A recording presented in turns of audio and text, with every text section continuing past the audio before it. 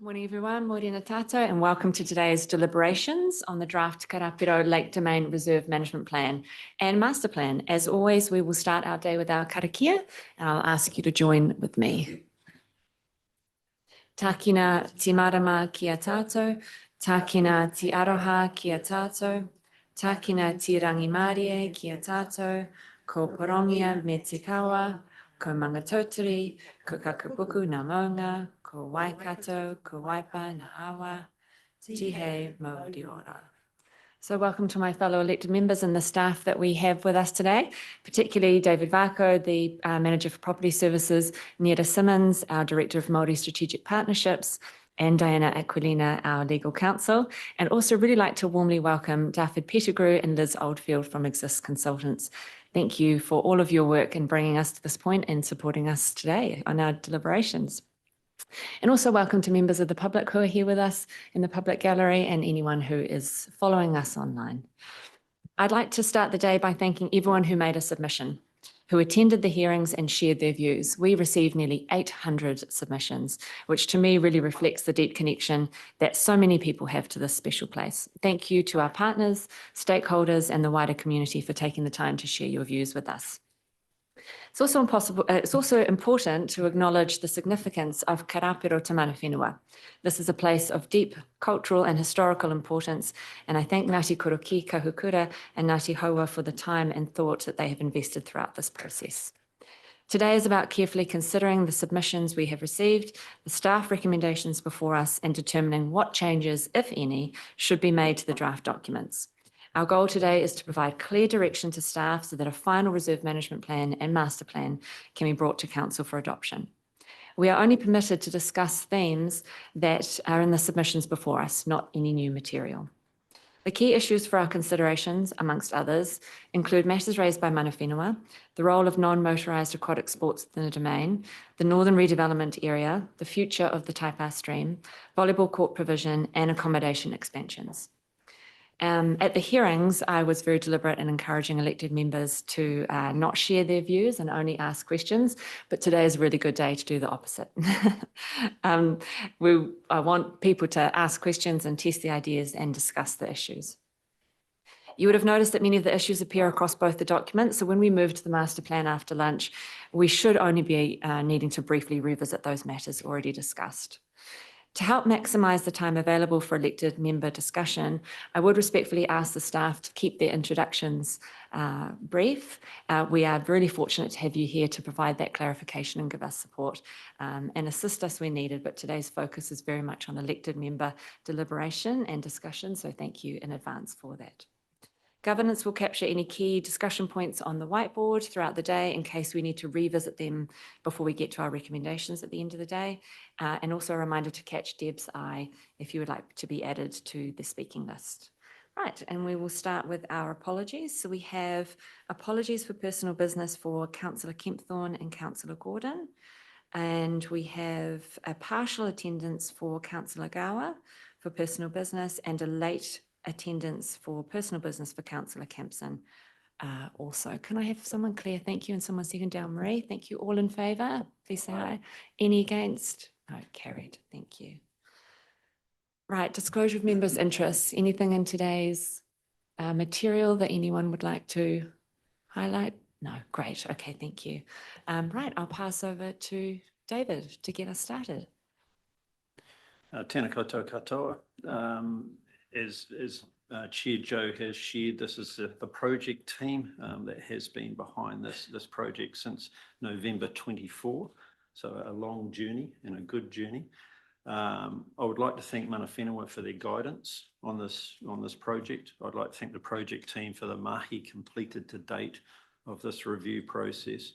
Again, I'd like to thank the submitters. It was having that many submissions come through on this plan is fantastic. That means that we're reaching out to the community and we're hearing the community and listening to the community. This plan is Council's handshake with the community and how Council intends to manage the domain in the future. So I'll pass back to Chair Joe to start the deliberation process. Great. Thank you, David. I might just go to Diana if that's okay, and Diana can just give us a little bit of an overview of the process. Thanks, Diana. Thank you, Councillor, or Deputy Mayor. Just to outline how we've structured this report to aid deliberations today. Of course, you would have all received the written submissions previously and heard the verbal submissions. Staff have in Appendix 6 done a full analysis of those submissions and a recommended response for the RMP, and Appendix 7 is the full analysis of all submissions on the master plan. So that analysis is set out in detail. But as you know, there's been hundreds of submissions. So to aid deliberations today, there is a table within your report that we suggest that has gone through to aid deliberations today. So for the table relating to the RMP, the first few items will be led by Nita from a staff perspective, and then on to David for the remaining elements of it. And then for the master plan element of the table, this will be led through primarily from Liz to aid through those points. So the table really lifts up and summarises the key issues that have been brought into submissions, but of course, and then how that relates to the staff recommendations in Appendix 1 and Appendix 2.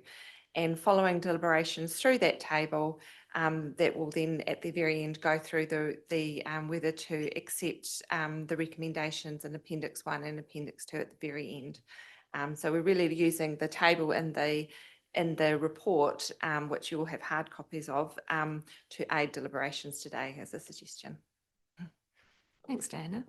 Right, let's start off our deliberations with the role of mana whenua, and I'll hand to Nera if he can speak to this item. Thanks, Nera. Morena, Madam Chair, morena tātou rauranga tirama, ka nui te mihi atu a kia koutou tēnei ata. Firstly, the partnering with iwi and mahi that we do with our iwi relative to this plan has been always to include them, provide early communication, all sorts of appropriate acknowledgements and mahitahi to be able to uplift the role of mana whenua as treaty partners to this organisation. Many of you will be aware of the context and the history of Karapiro and that particular rohe. And it's important, I think, for councillors to note and be cognizant of a lot of that history remains position of struggle for iwi, for mana whenua, for hapu, as they come to terms with the ongoing lived realities. That said, council staff, elected members have sought to engage with mana whenua in a way that is about creating new opportunities and working forward towards a better community, facility and space and place for our people. Of particular note in today's deliberations is the request from Ngāti Koroki Kahukura. The context that this request has been made in to you is understandable. However, my advice to councillors, it is not the determination of a local authority to decide who or who isn't mana whenua. Our role is simply to work with mana whenua, and that mana whenua need to decide their part of the treaty partnership. Your role as councillors is to work with them, to engage with them in all of the ways in which I believe you are currently doing. However, it is not our determination to decide who is mana whenua in different spaces and places. There is a whole way of tikanga to do that. Lastly, Madam Chair, I do think staff and council have engaged with appropriate mana whenua, so I don't want to offer this advice in the context that we've done anything wrong here.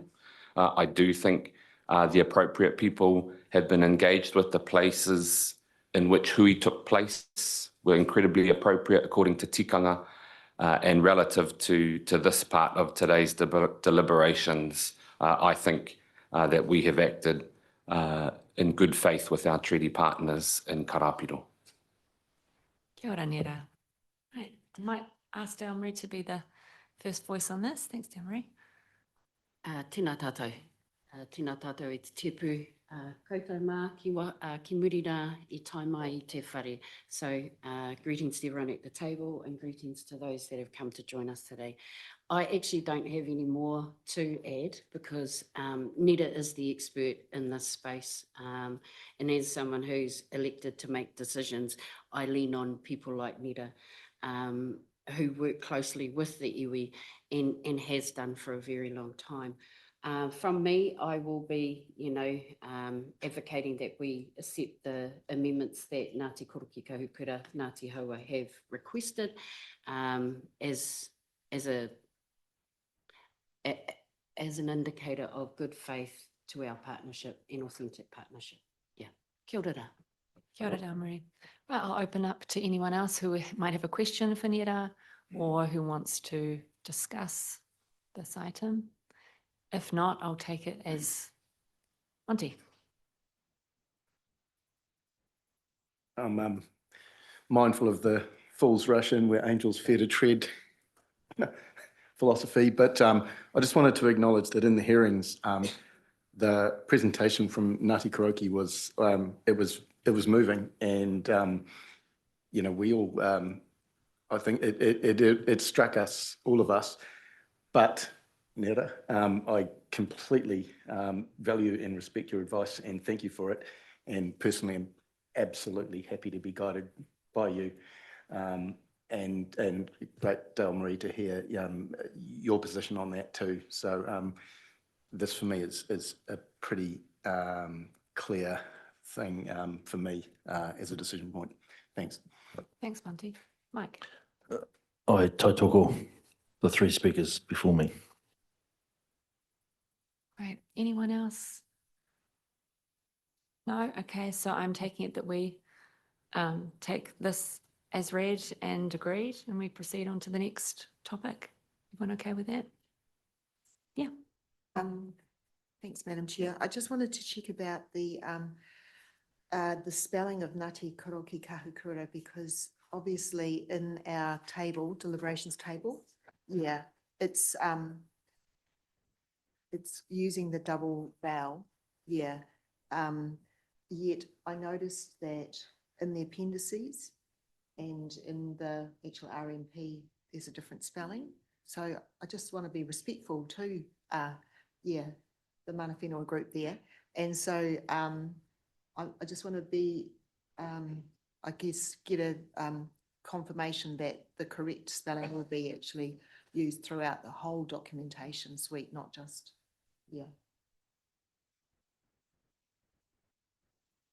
Yes, thank you. Ngāti Koroki Kahukura, along with many other iwi in the Waikato Confederation, don't use macrons.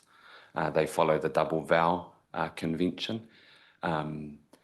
Hence why it's been changed in some places. My advice to council would be that we follow the convention that the particular iwi. Ngāti Haua, on the other hand, do use macrons, but that we follow the convention of the preferred iwi, and that is how Ngāti Koroki Kahukura refer to themselves.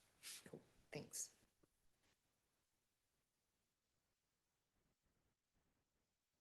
Great. Okay. Great. Thank you for that, Nera. Appreciate that. Right, let us move on to priority of non-motorised aquatic sports. And I'd just like to highlight to elected members that this topic received the most substantial level of public response than any other element of the draft RMP. And I'd just like for you to keep that in your minds. But also it might be helpful if you bring up Appendix 3, which is the priority for non-motorised wording analysis. And we can have that in front of us. And I'll hand to David. Thank you, Madam Chair, and kia ora everybody. So has everyone got Appendix 3 up? We developed Appendix 3 because it was probably the easiest way to sort of pull all this information together. So I'll just give a little quick overview of what the basis for some of our recommendations there. So the overview of the feedback, the draft language was widely interpreted as signalling exclusion of motorised users and the general public. The importance of the domain to the community for recreational use was raised consistently. Domain's operational reality as a venue for a broad range of aquatic sports, not just non-motorised, and the Domain's unique lakeside location and the need to prioritise use for events and activities that genuinely depend on access to the lake was the other point. Now, if you pop down to page 3, I think the easiest way is probably to go through each of the points. So it was raised in 5 places through the management plan. The vision, desired future state outcomes, management principles, and 2 policies. And there's sort of slightly different reasons for our recommended changes through that. So if we wanted to start with the vision, the key point there, I guess, to consider is we've relocated community, we've elevated that up in the vision so it's more prominent. That came through quite strongly. And we've removed for primarily non-motorised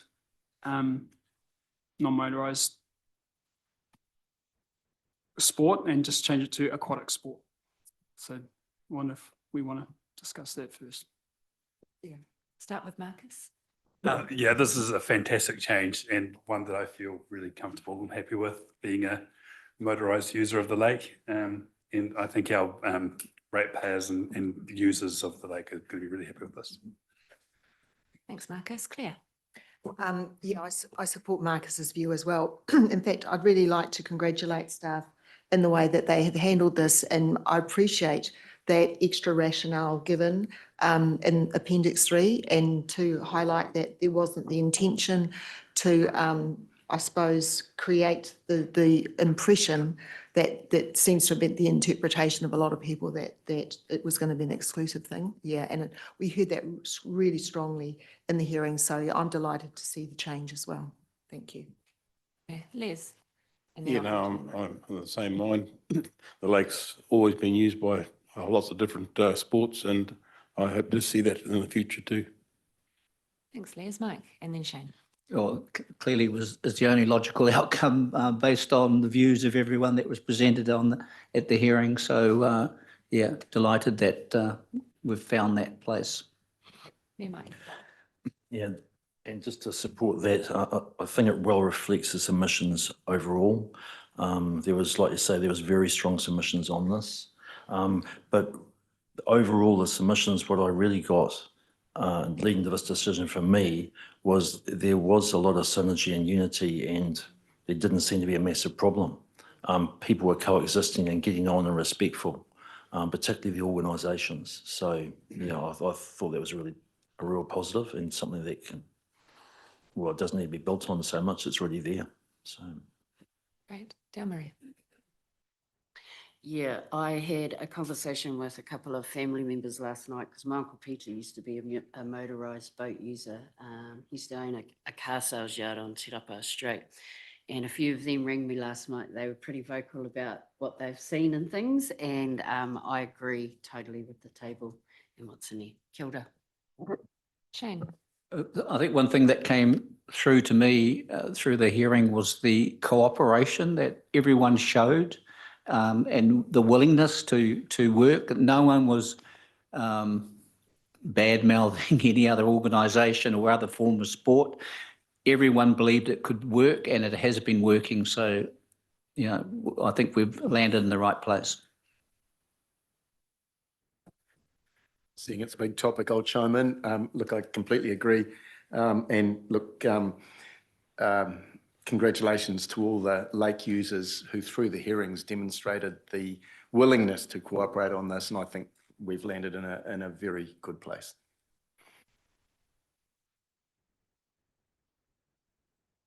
I think that's a pretty clear steer for you on that one. That's great. And you can take us through to the next one. Thanks, Stafford. Yep, thank you. The next one's along the same lines with the editors removing primarily non-motorised, just to reflect that we heard quite clearly in the hearings that it's a key destination and training venue for a range of aquatic sports.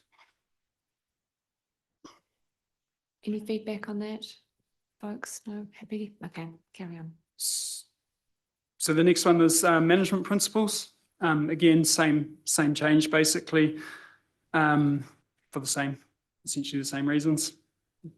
Okay, I'm thinking if no one has any issue with any of that language, we'll just skip through. Is that okay? We'll move on. Thank you. We'll bring us to Te Manua o Matariki. Yep, so this change, sorry, just back. This change was specifically requested by Ngāti Koroki Kaukura, and they wanted a provision in the management plan to expand the Future River Research Centre there. The wording that we've included is to investigate options for expansion. It's really early days, so it's just enabling that to happen. Okay. Marie. Kia ora. Did Ngira have a lens over that with Ngāti Koroki Kaukura? Don't think so. Okay, just with the changing, I do like the wording. I'm not saying I don't like the wording. It's just, yeah, it would have been good to get that lens and on the back of understanding the explicit relationship that the mana whenua did have and how they made that blossom with their contributions to how Manawa o Matariki was created. Kia ora. Kia ora. Claire. Yes, thanks. I'm pleased to see that provisions, I suppose, included now to investigate options. Like, it's still really open, and I think that there would be a desire, I think, to help Ngāti Koroki Kaukura to achieve their aspirations, but also in a way that's appropriate to the site. Yeah, and I'm just assuming that at the moment there's no detail, but that's no doubt, yeah, the way it will proceed. Yeah. Any further questions or deliberations on that one? Otherwise, I'll take it as an acceptance of the staff recommendation and we'll move on. Great. Okay, northern part of the domain. This has quite a few policies in it. Thanks, Stafford. So this one, most of the feedback was around, policy wording was quite probably a little bit prescriptive and specific, and it implied a mandatory consolidation. So that was really what the perception was from submitters, that we heard through the submission process that they're happy to entertain the idea, but the wording in the plan itself was a little bit like it was a foregone conclusion, in that they were going to be made to vacate their space and come into a consolidated facility. So essentially the staff recommended change just softens that wording, and it just reflects the intention to work with the stakeholders that would like to, and to see, because there's lots of logistics that need to go on with this one as well. Claire. Yeah, thanks, Madam Chair. Yes, I'm really supportive of this change, this softening of it. I mean, we really heard quite strident submissions about the concerns that they were being forced into do it, or that it wouldn't be appropriate, and it actually created a lot more congestion in the area, so it's unlikely to be workable. And there were questions around funding and how that would work. So I'm pleased that I guess we're taking a more softly approach and taking more time to do it in a collaborative way, that it's explicit that the consolidation isn't mandatory and things like that. Yeah, so those are the reasons why I'm happy to support the staff recommendation there. Great, thank you, Claire. Oh, Marie. Yeah, kia ora tātou. I like Claire, I support the softening, even though I did take a couple of those submissions and had a chat to some scientists at Niwa. So I didn't agree with some of that stuff that they'd put in there, but I agree with the softening with that. Kia ora. Thank you. Anyone else wanting to make a comment on this? Otherwise, we will take the staff recommendation and move on. Great. Thank you, David. Okay, so the next one was around Taipa stream relocation. So the intention initially for this was to expand the area for operational use, and and there was some environmental considerations as well. There was actually, we heard through the submissions and through the hearing process that there was general support across the board that there wasn't much appetite for that. So what we have done there is replace relocation with naturalising or remediating under the same alignment.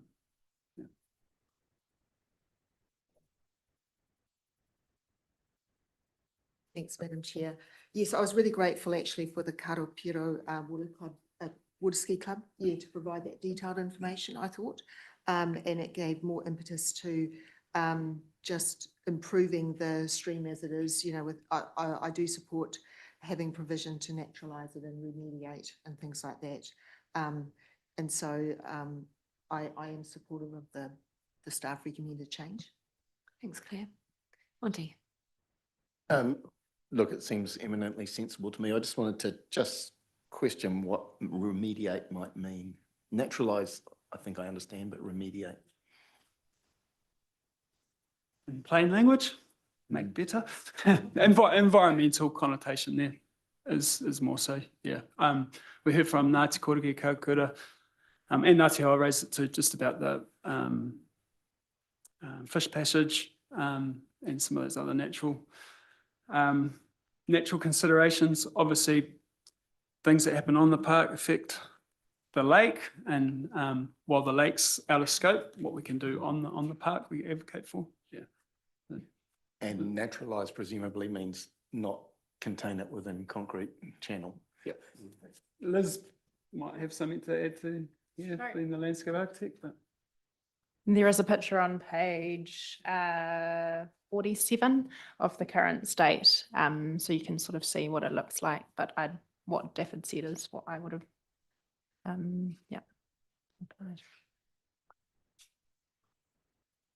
Shane? Again, I'm grateful that this has landed in a very sensible place versus the initial wording about, not even talking about the cost of moving it, but I think this is a very good place to be. So I support this change. Thanks, Shane. Dale Marie, did you? I support the change because that was another issue that I went and spoke to Niwa about, the natural path. Yeah, I support it. Great. Any further comments? I'll probably just add one more thing, and Liz may talk about it in the master plan. Yeah. I think the original intention of relocating it was to create a little bit more space with the shared facility and turning around areas. So there may be some operational challenges with it being in the same place, but given the weight of feedback, you could probably address those further down the line. Yeah. Good. Great. And this brings us to the volleyball courts, and this may be another one that we may want to revisit in the master plan because Liz has some ideas around future planning, but we'll open up for your introduction.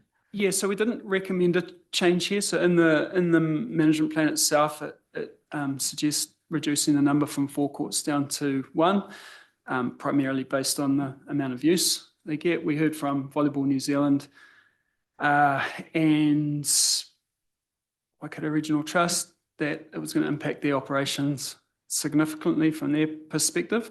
So while we're not recommending a change in here, it's probably worth the committee considering whether or not the staff's recommended non-change, I suppose, is appropriate.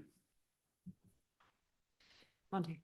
Yeah, the way all of this has landed, this is probably the most controversial point left in this RMP. So I just echo what you just said. This is one worth pausing on for a little bit, because everything else seemed kind of a reasonably clear decision. This one I'm going, I don't exactly know, and came out of the hearings feeling like that too. So, and that's where I remain today. Good. Well, we'll have a good discussion. Shane, and then I'll come to Claire. Yes, I like the approach mentioned in the report regarding the council talk to the trust, Sports Waikato, Volleyball New Zealand, to actually firm up what their commitment is, because it's very easy to talk, but we haven't seen the action around the talk. So I'd like staff to be talking to them in such a way to give them dates and deadlines that if by this stage you haven't given us the full program, which would indicate full usage of this facility, then we will take, it will be gone. I think we give them the opportunity, but we don't, we put a date on it and force things along a wee bit would be my suggestion. Thanks, Shane. Claire. Yeah, thanks, Madam Chair. I'm not going to go so hard out as Shane, I think. I appreciate that staff are suggesting that further work be done, with the entities concerned. I'm not that comfortable with leaving it as it is in the draft plan at the moment, which is reducing it down to one court or even doing away with it altogether. I'm having a look at the site map that we've got, and you see it actually does take up a lot of space in an area that probably is under a lot of pressure. So I think, I don't know if there's a way to say that you don't want to make a call at the moment, but they do want to work more closely with Volleyball New Zealand and those other entities to get, a mutually supportive outcome. I don't know. The danger is that if we do reduce it down to just one court, we heard from Volleyball New Zealand that it does limit their options for tournaments. And at the moment, volleyball may not be particularly popular, but over time it could actually gain popularity again. So I'm not that comfortable with just leaving it in the recommended wording that staff have given, which is no amendment at all. Is there any way that we could add some, I suppose, additional wording to what was considered during this process, but that we're not prepared to make a firm decision now that more work needs to be done or something? Should we carry on our deliberations and just see where everyone else lands, and then we can come to that? Mike? Yeah, I'm the same boat as Claire. Look, it's also stated in there, volleyball is a growing sport. I pick up on Shane's comments too, that, hey, the thing probably is underutilised at this point in time. But to reduce it to one court is really nonsensical. You might think you're ticking a box, but I really don't think it is. Another car parking aspect's been taken out. There was an argument in there from another submitter that it could take 50 cars or something. Look, when big events happen, 50 cars is neither here nor there. You need space off this site. So yeah, I agree with Claire. I think I'd like to almost put this to the side a bit, do some more work and for it to be brought back. So I actually don't support the staff recommendation in its current state. Thanks, Mike. And from myself, I definitely understand that there's competing demands for space, but for me, I just don't think there's enough evidence to justify removing the 3 courts. Volleyball is definitely a growing sport, and I think when Cambridge and the wider Waipa is very intensified, those recreation spaces are going to be so important. And once those courts are gone, I think it would be very difficult and costly for us to ever reinstate them again in the future.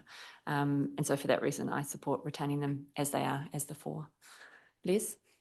I'm just wondering whether it actually could be moved to the top park.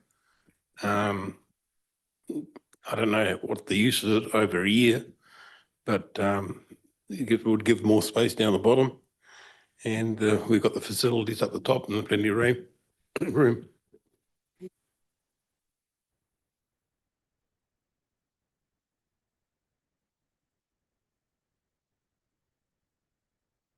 Oh, Waipuki Park, yeah.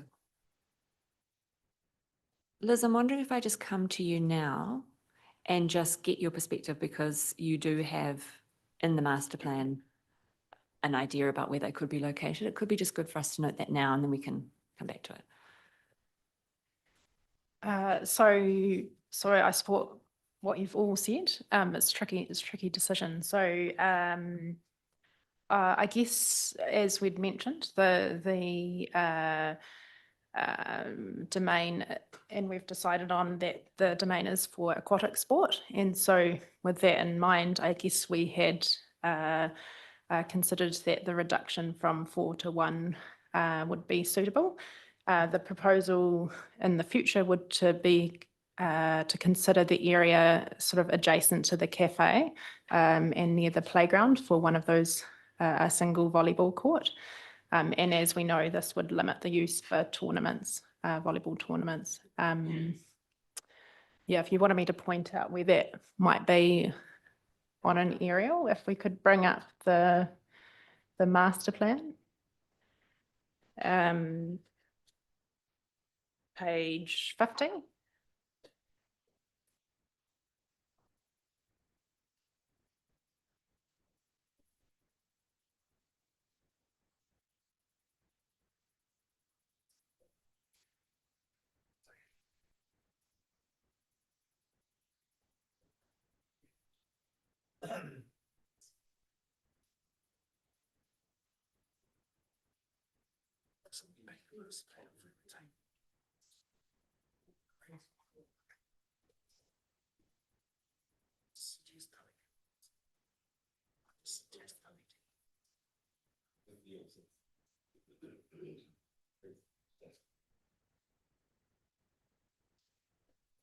Page 15. Sorry, it doesn't have a number on it, just 451.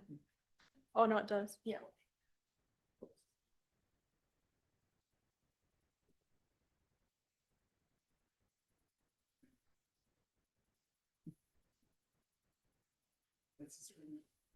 So currently the playground.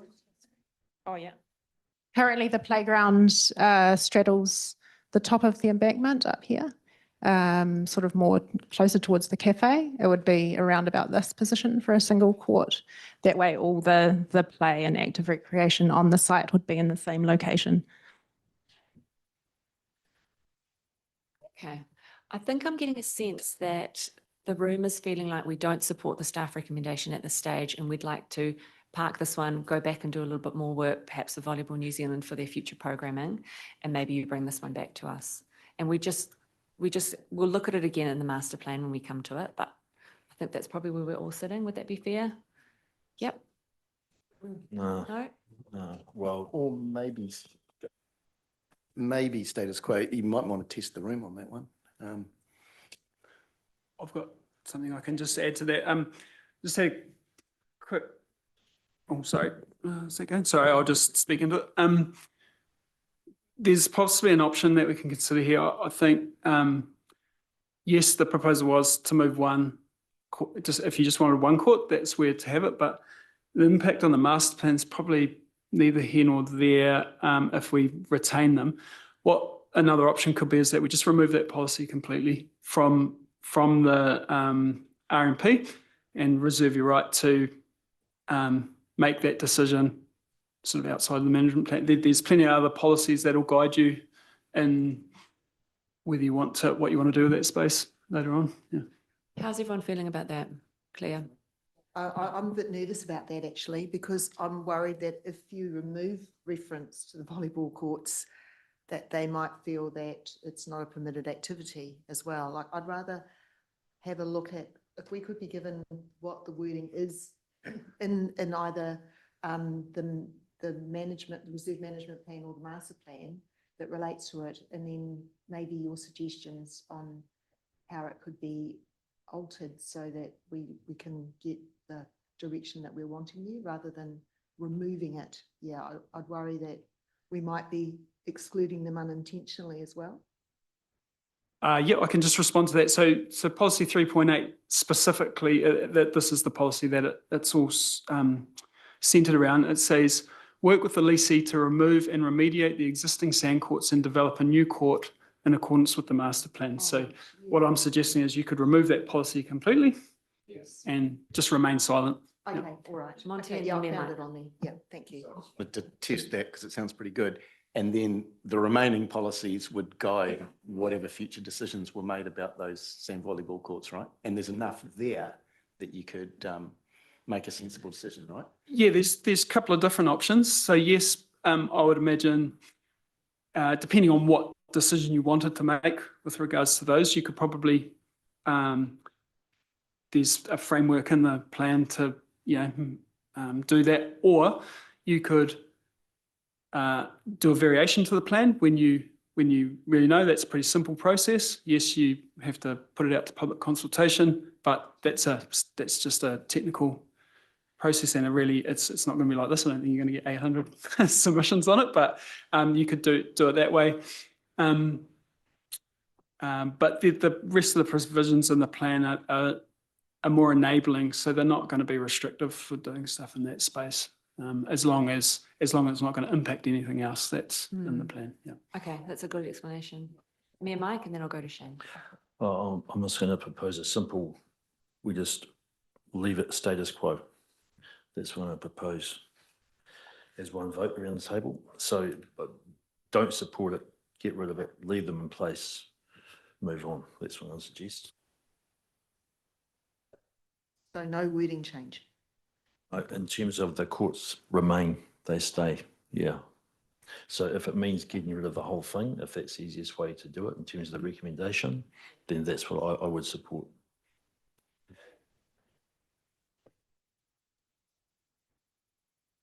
In the policy, though, the recommendation is to remove and remediate the existing sand courts. So that would be the status quo in this sense, if that's. Yeah, but what I'm saying is the exact opposite of that. Okay, I just wanted to be clear. Okay, perfect. Yep. Okay. Shane and then Dean. Yeah, as long as the action means that we're talking to the volleyball people to encourage them to use it, and if we get the feeling that it's still going to be underutilised, given that this facility is growing and growing all the time, and the need for space is important, then I would support this view. So in other words, we buy time, but we still have the ability, if we don't believe the commitment's there, to actually then go down the track that you were going to go down. That's my view. Yeah, I'd just add to that it's a good point that I think it was Wakamama, and there was a couple of people that did specifically support, I think Geo Events maybe the other one that did specifically support removing it. So you want to consider that in whatever decision you make. Yeah. I had Dean, and then I'll come to you, Claire. Yeah, I'm with Mayor Mike. I think, while it does look like a substantial amount of space, I don't think it's going to solve the problem of parking. I think we need better ideas for solving the problems of event parking than going to all the expense and all the discussion we're having now about for volleyball courts. And while it's, we've decided it's aquatic, I mean, technically, I suppose that's beach volleyball. We don't have any beaches in Waipa. It's probably as close as we get. So I just say simplify it, keep it. So whatever we have to do to word that, and address the only real issue, which is some space occasionally for parking, another and a better way. Claire, and then Damarie. Yes, thanks. Now that I've been able to see the wording, yeah, which is on page 502, that's 3.8, and simply removing that, yeah, I am in support of that because it's a simple way to, I suppose, remove the risk that the volleyballers think they're not welcome anymore, and there's always going to be a chance that they'll be removed. And I think it gives them more certainty. I agree with the comments about the parking, that we need a better way to solve the parking issue. Yeah, thanks. Thanks, Claire. Damarie. And I echo that because, I just did a quick look and it looks like we are the only district that has outside ones in Hamilton out of the whole of the Waikato. So let's make that a bling thing. Kia ora. Any other further? So are we generally feeling like we want to remove the policy and that's the easiest way to, and we'll just look at any provisions again through different avenues? Okay, with a note to keep talking to Volleyball New Zealand. And okay, great. Thank you.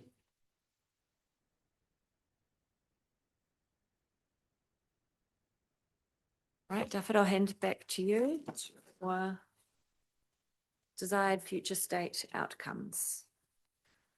Yep, so this one, Cambridge Community Board probably would have raised it most specifically, but there was a couple other comments around the list of desired future state outcomes being in a hierarchy.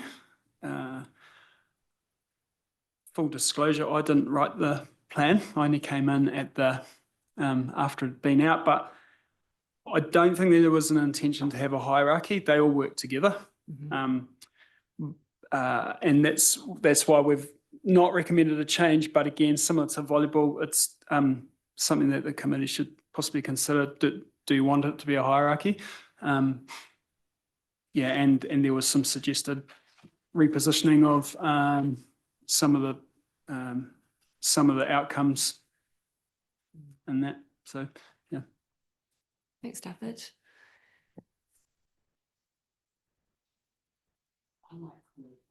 Okay, I'll start with Claire.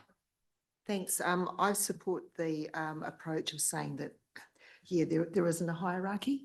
Yeah, that all of them are important. Yeah, and to actually state that it isn't a ranking or anything. Yeah, it's such a diverse and area that can be used in so many different ways. Yeah, so to try and put everything in order, 1 to 6 or whatever. Yeah, I support the approach that's suggested.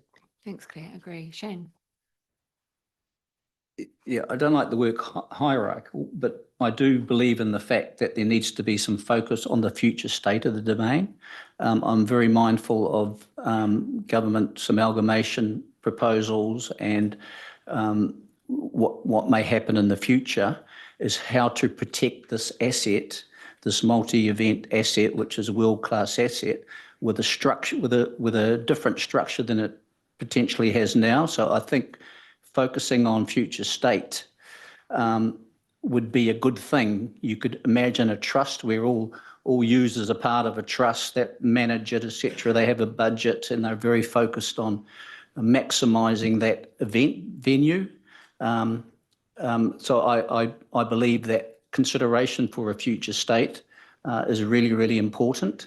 I just don't agree with the one that's been suggested here. So you're happy that it's not a hierarchy, that they're just grouped in? I just think there needs to be some thought about a future state somewhere, somehow, and I don't know how it fits into this process. Okay, I've got Dale Marie, then Mia Mike, and then Monty. Yeah, I disagree with the community board's perspective of a hierarchical approach, because I know that board struggles with the partnership that has been in place for over 100 years. And I actually agree that when you include mana whenua, and this isn't hierarchical, everything and everyone that you guys have engaged with has created a safe, welcoming and inclusive community space when it comes to looking at this. So I disagree with the Cambridge Community Board's perspective in this. Kia ora. Kia ora, Dale Marie. Mia Mike. Look, yeah, it wasn't just one submitter. I mean, an option could be there's 8 things on this page, or just putting down 4 on one side and 4 on the other and removing numbers, but still leave them in the same order, just shuffle number 5 to the top, and it's just another way of doing it. I mean, to me, it's sort of semantics, but. Yep. Monty, did you have No. I just a comment in regards to Shane, I might make, about your future state. You're meaning a future kind of governance arrangement of the reserve. Yeah. You just got to be mindful of the fact that this is a reserve under the Reserves Act or whatever. That's kind of the highest protection it can get in a statutory sense. So who's the administrating body might change over time, but it's still a reserve, and it's quite an appropriate place for it to sit, given the huge range of activities and interests that focus on it. Yeah, I'm mindful of that, but I'm also mindful of, in the hearings, lots of different organisations seeming to be working together. But if that could be more formalised in structure and governance, and they could be, instead of Waipa District Council telling them what they should do, could be telling us how could we help them to achieve what they want to achieve? And so I was really talking about a government situation.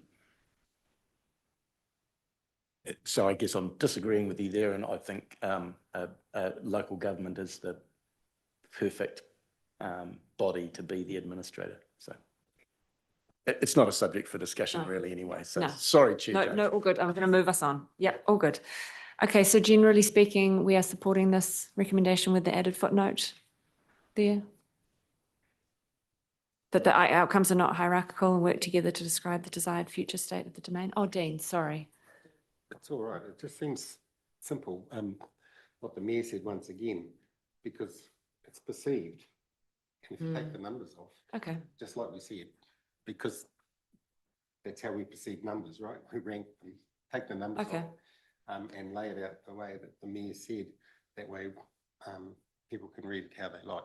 But okay. Just one thing to consider, and it's possibly potentially minor, when people are using and referencing the plan, numbers can be useful. I think you're right, it's a matter of perception, the numbers. I don't think it's a massive issue removing the numbers, but they can be useful. I think that's what I mean. Monty. that one's going to be fair. Look, if you're going to make me make a decision here, I would actually support changing it for bullet points and taking away this footnote. I think the footnote is inelegant, to be honest. Footnotes solve it in a much more elegant way. Sorry, just bulleting. Okay, thoughts on that? Removing the numbers, adding bullet points, removing the footnote. Everyone generally accepting of that? Yep, okay. Yep, great. Thanks, Monty. Good decision. Right, I think we can move on to prohibition on charging for temporary event parking. Yep, so this one, feedback, a couple of submitters, KRI and one individual submitter suggested that actually that would discourage demand management incentives like carpooling or park and ride and may increase event entry fees. They're currently using the money they get from that to pay for traffic management. Staff see merit in that. It was probably just an oversight when they put the policy in. Yeah, makes sense. Yep, Claire? Yeah, I'm happy to support that. I think it's a breath of fresh air, actually. Yeah, and I agree, we do need, parking's an issue, and so we've got to look at ways to incentivize park and ride and other things like that. Yeah. Yes, agree, Claire. Yeah, and a really valid point. I mean, if it puts up the cost of participating, that's not a great outcome. So yeah, totally support being able to charge or call however it's going to work. Yeah, totally support charging because that changes how people behave and they think differently. And then the carpooling and all the other options become something that is considered. Great. Anyone else? Otherwise, I'll take this as one we're supporting and move on. Great, thank you. Right, now for this next, I'm just wondering if we take this as a whole block. These minor clarifications, unless there was something particular, Dafford, you wanted to speak to? Just two things that these ones are probably relatively straightforward. I mean, I think you've done the tricky ones. The cover page, just adding mana whenua logos. So again, just reflects partnership. One thing I would say is fallen off the master plan tables. The same would go for the master plan.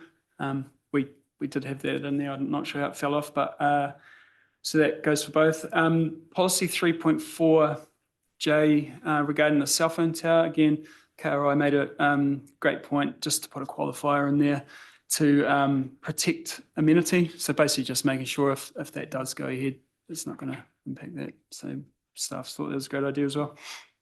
The rest, the only other one was the cumulative effects of growth.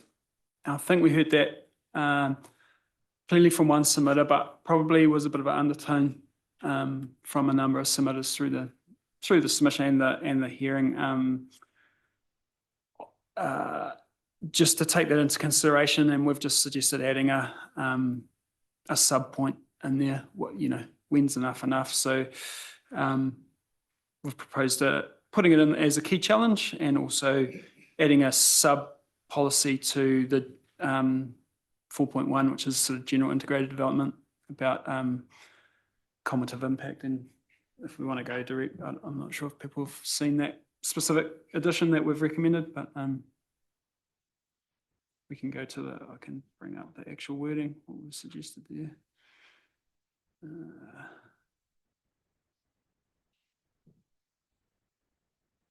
Sorry, what change was it? 54. Well, if it's doing that, does anyone want to speak on any of these minor amendments? Yeah, Mike. Oh, no, just while you're bringing that up, can you just explain what it actually means in practical terms, that the 4.1 when you? Really, it's a bit of a criteria to consider when there's new developments and things, rather than just looking at impacts of that development, looking at, okay, how many have we got all together, like looking at the bigger picture, essentially. Yeah. What's not just the impact of that development, but on everything. Yeah, so the wording, the additional policy that we've suggested is, it probably needs to be read in context actually.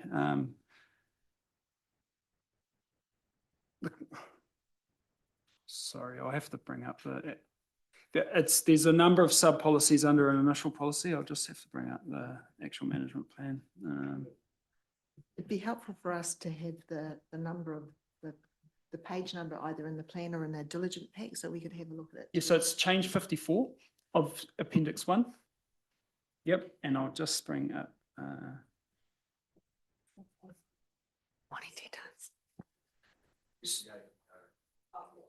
Yep, so on the in the RMP, page 38, under Objective 4, so the first, so Policy 4.1, says consider the following in all future reserve developments and maintenance programs.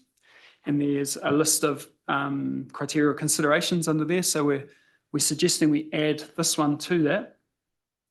So it'd be consider the following for all future reserve developments and maintenance programs. And then the sub point under that would be consider the cumulative impact of the proposed development or activity in combination with existing developments and activities on the domain and other domain users. So it's really just making sure that when we're considering approving new developments, we consider the impact on the cumulative impact of that development. Yeah. Okay. Dean? That's change number 22. Change number 22. It's just wording, it's the editor in me. There's a funny double column. But in the list of what it is, it said development and management that positions the domain as New Zealand's leading venue for sports like waka ama, rowing, kayaking, attracting regional, national and international events. It sounds like one list. So I presume that it's for sports, waka ama, rowing and kayaking, attracting regional, national and international events. And personal for me, but instead of like, I would prefer to see such as. I think like is such as different things. Where are we, man? So it's on page 33 of the staff recommended changes. The agenda. It's just, We can note that. Yep, absolutely. Yeah. Anyone else want to make any comments on these amendments? We might. I will, and this is a totally subjective comment, but just how that list starts off, when most people think of Lake Karapiro in terms of non-motorised sport, rowing would be the first thing that would come to mind, but that's just a subjective, just to throw it on the table. I also asked that question early on, and it's because waka ama is the largest event out there, which is why it sits before. Thank you. Oh, Claire, sorry. Thanks. And just speaking about waka ama and that, I really appreciated the extra information that staff provided us on, so not only just the list of events, but the number of participants and the number of spectators, and it really hits home, yeah, where the big numbers are. Yeah, thank you. So this is something different. Yeah, something, you said if anyone had anything else, but it's not on this list. It's on one of, the thing I wanted to raise was one of the submission points where staff recommended no change. So I don't know if this is the right time or if you'd rather wait till we've dealt with all of these ones. Yeah, okay. Yeah, well, let's go through these ones and then we'll come back to that. Yeah. Anyone else have any other feedback on these minor amendments? Just noting Dean's wording change there. No? Okay.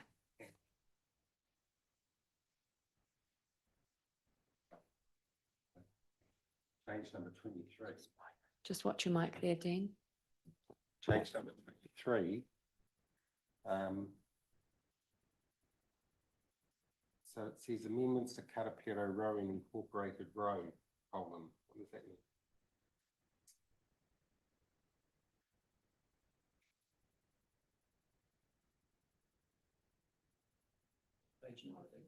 Page number 44 at the top.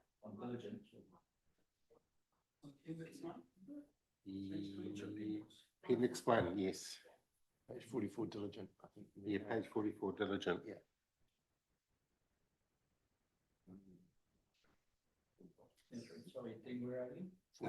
44 of diligent at Yeah. the top. Yeah. Change number 22, it says recommended change, amendments to Karapiro Rowing Incorporated Road, just road, colon.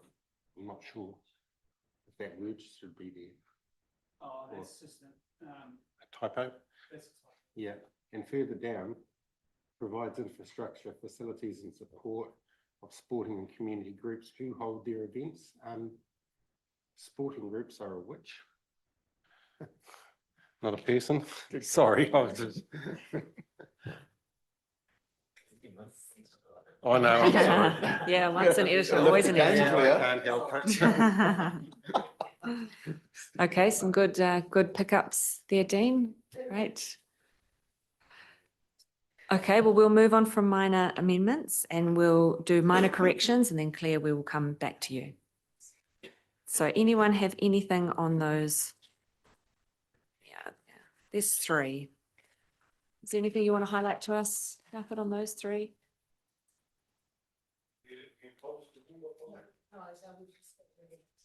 We're doing number 7 minor corrections, just on your table.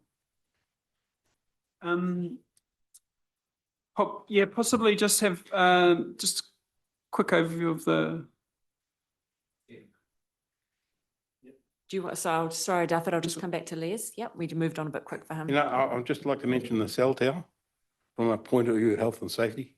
The World Health Organization recognises that Wi-Fi can be detrimental to health and not to hold the phone next to your ear. We're talking about 5G. So I'd just like to be in the notes there that not only position should be from a health sort of status too. I'd hate to see it stuck right in next to the camping ground.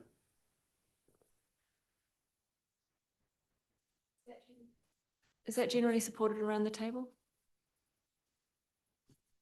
I hear what you're saying, Liz, but I think it's outside of a scope and just dealing with cell tower companies in the past.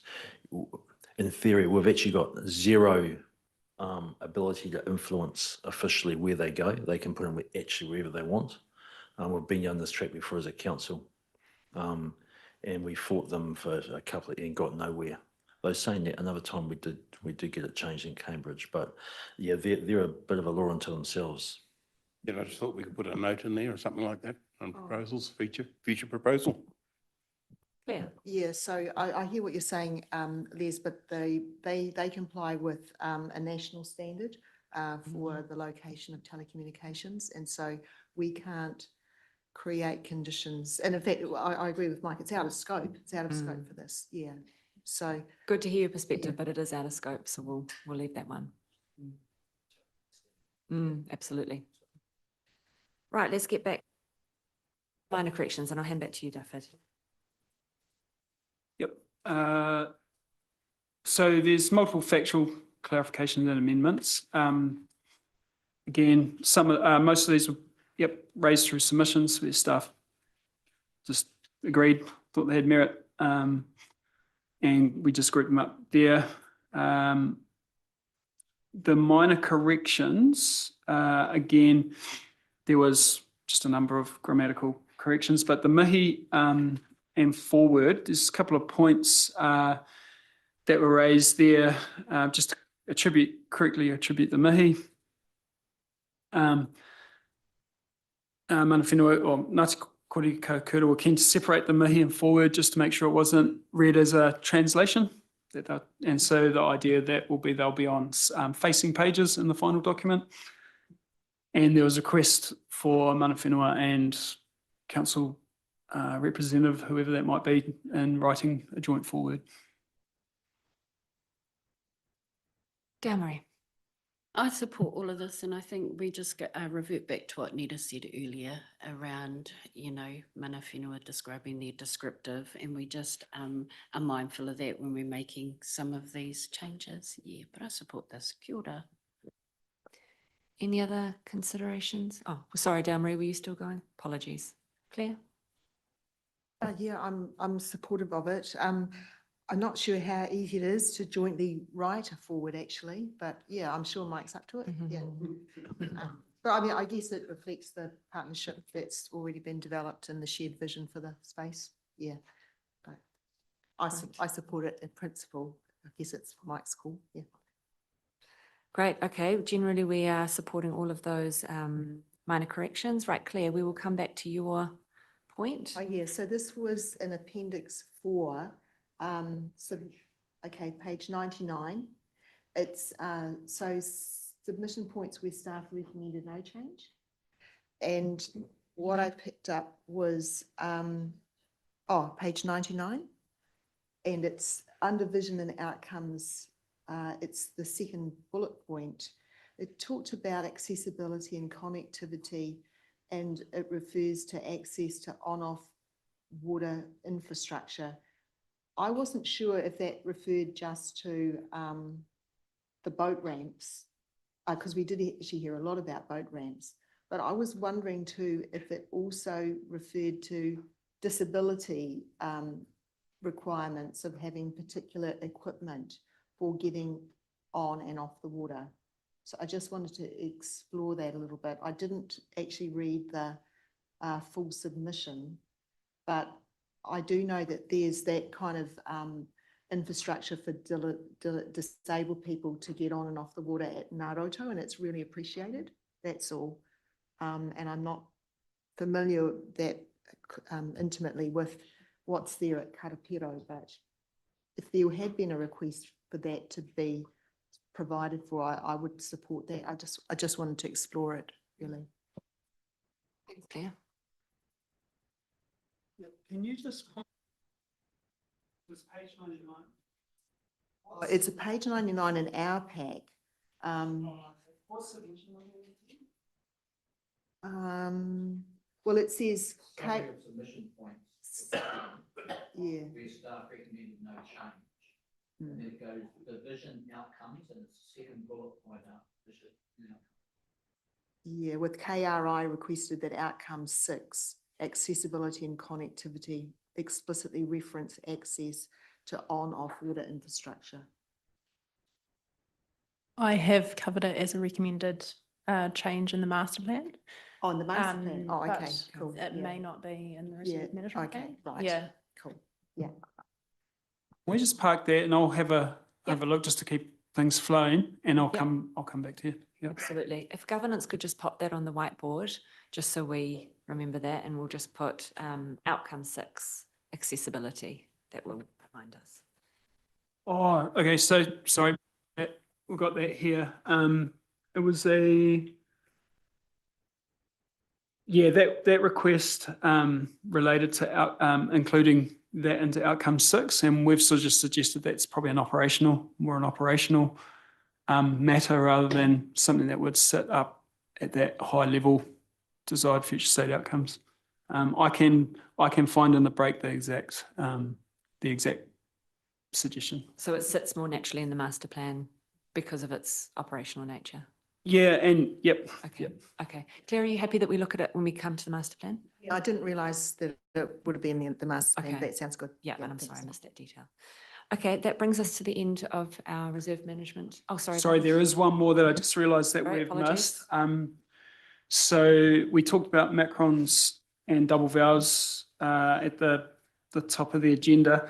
There was one other request from Ngāti Koriki Kaukura to add an additional Appendix 5A, which was talking to their agreement with Raukawa. From memory, about, they've got an agreement about who has dominant mana whenua or mana whenua status over Karapiro. And well, we appreciate that that gives good context. That's probably not for the management plan in our view to put a letter agreement between parties into the plan. Okay. Dale Marie, comment. Is there a chance to talk to Nita about this, about that point? No. Yeah, he did reference it at the start. Dana, you might be able to. Sorry, yeah, Nita was supportive of that, just because it's outside the scope and, yeah, of the plan.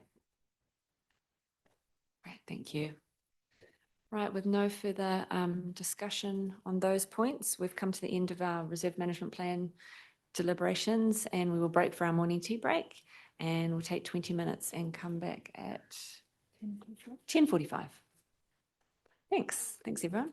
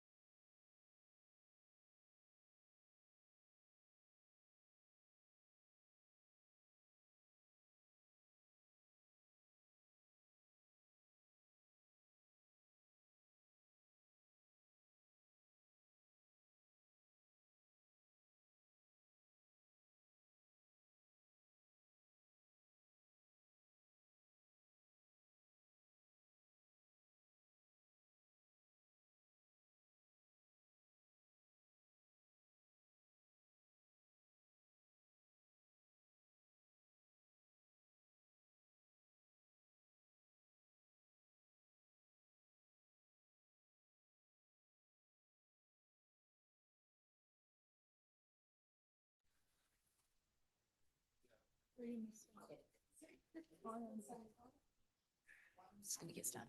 Yeah, I need to come back now. Right, welcome back to our deliberations day on the Lake Karapiro domain. And we are moving now into our master plan deliberations. I'm going to hand over to Liz Oldfield to guide us through those first few items. Kia ora koutou. As mentioned, my name is Liz Oldfield and I'm a senior landscape architect for Exist. My role on this particular project has focused mainly on the development of the draft master plan, and I've assisted with the development of the draft reserve management plan alongside my former colleague Anna McElray and now Dafford Pettigrew. For deliberations on the master plan, can you please have the following documents on hand? The draft master plan, the deliberations report, Appendix 2, Appendix 7, and Appendix 5. Just a note that the master plan has run concurrently with two priority projects. These are the Central Lake Edge redevelopment to address health and safety concerns and structural failure of the retaining wall, and the feasibility of the proposed multi-purpose club and boat storage facility in the northern redevelopment area. A series of dedicated focus groups and workshops were held with key stakeholders for each of these projects, and findings have also directly informed staff recommendations. You may hear me reference these two projects. I will now run through each high-level issue or topic related to the recommended changes to the draft master plan using the deliberations decisions table on page 14 of the deliberations report. Following this, you can discuss any particular recommended specific change that you have a concern with. As Chair Joe has mentioned, today's focus is very much on elected member deliberation and discussion. I will then hand over to Chair Joe to lead the formal decision on the recommended changes for each item in the deliberations table. Just to note also that many of the recommended changes to the master plan may have been discussed as part of the reserve management plan deliberations this morning. Some of the recommended changes to the master plan have already been decided or partially decided on as part of these deliberations. These include changes to priority wording in the vision, the provision to investigate options for expansion to Te Manawa o Matariki for a future river and research centre. Consolidation of clubs will not occur, particularly Karapiro Water Ski Club, retaining the Taipa stream in the current location and provision for naturalisation and remediation, retaining the 4 volleyball courts in the current location, and continue to liaise with Waikato Recreational Trust and Volleyball New Zealand, and adding footnotes explaining the differing use of macrons and double vowels where used first to ensure consistency in spelling of Ngāti Koroki ka kura as well. So if we go to page 14 of the deliberations decisions table.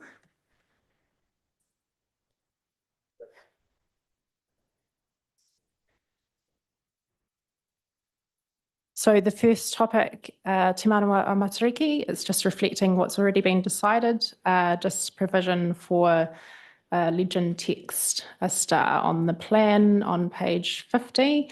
Actually, would you mind just bringing up page 50 of the master plan?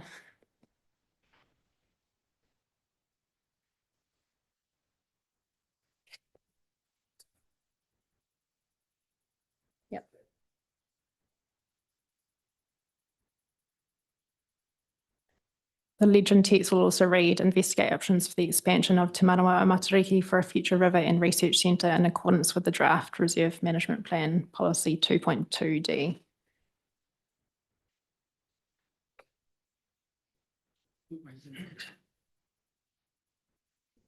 So it'll just sit sort of up where number 4 is. Do you want me to individually go through each line item like this, or would you prefer for me to group them? Yeah. I guess if we have already made our decision on them, I just would ask for any new thoughts anyone had or any changes they wanted to make. Otherwise, we can carry on. Shane. Okay, if we're talking about number 1 in the master plan, that particular line, just reflecting further on this one, investigate options, like who's going to investigate options? What's the requirement there? staff will investigate options following the master plan. I mean, that's a job in itself and an expense in itself. Is that something we want to agree to do? I'm asking my fellow councillors. Claire? Yeah, that's a good question, Shane. I actually expected that I suppose the initiative should begin with the mana whenua group that's interested, that they do the research, and then once they've got, you know, a good idea of what options are appealing to them, that then they would initiate a staff process. I don't know if that's how, I mean, Dale Marie might have a better understanding of how these processes work, but I'd imagine that they develop up what they think would be suitable for them, and that might be a range of options. Yeah, rather than staff being the ones that initiates it. Dale Marie? Yeah, and as we know, mana whenua are really good at working with us to look at what can be either collaborative or complementary. So usually, Shane, there is never resource for mana whenua to progress anything. So we like to just go and have a look for ourselves, and we usually use our own resource because we're not on the clock with council. But I can pretty much say that if we keep what we're saying here, they will investigate because they know their budgets. Yeah. Kia ora. David? Yeah, I can just clarify. It's in both the master plan and the management plan. It's really just an enabling policy to signal that there's an intention to do that. And in reality, how it would happen is if mana whenua wanted to progress that, just like any other proposal that you might get from anyone else, they would come to council. And what these two documents are just signalling that that's a concept that we want to communicate to the community that may happen. Not that it will happen, not assigning cost to anyone in particular. Yeah. Anyone else wanted to make a comment on that first point, Monty? Yeah, it's the same point, but slightly different. Just, you're referring to two maps here, right? The map on 44 and the map on 50. And the map on 44 is the one that includes all the expanded text, investigate this, investigate that in the legend. And the one on 50 doesn't. But does this change introduce it to both? Yeah, so you'll notice throughout my recommendations, I've suggested multiple places where I've said that the change affects multiple plans. So one of this plan that's currently up, that's just the buildings, play and visitor infrastructure plan, and so that's talking more specifically to built elements. And then the final plan on page 50 is a summary master plan, basically because I couldn't fit all the information on one plan. I've had to split it into groupings or themes. Does that sort of make sense? Yeah, So both plans need to be changed. Yeah. Okay, I feel like we can probably move on from that topic. Before we carry on, I'm sorry, we are going to have to adjourn for 5 minutes. We are having a technical issue with one of our cameras, which means not all elected members can be seen, and it is best practice that the public can see all the elected members. So I'm sorry, we are just going to adjourn for 5 minutes while governance see if they can sort that out, and we will be back.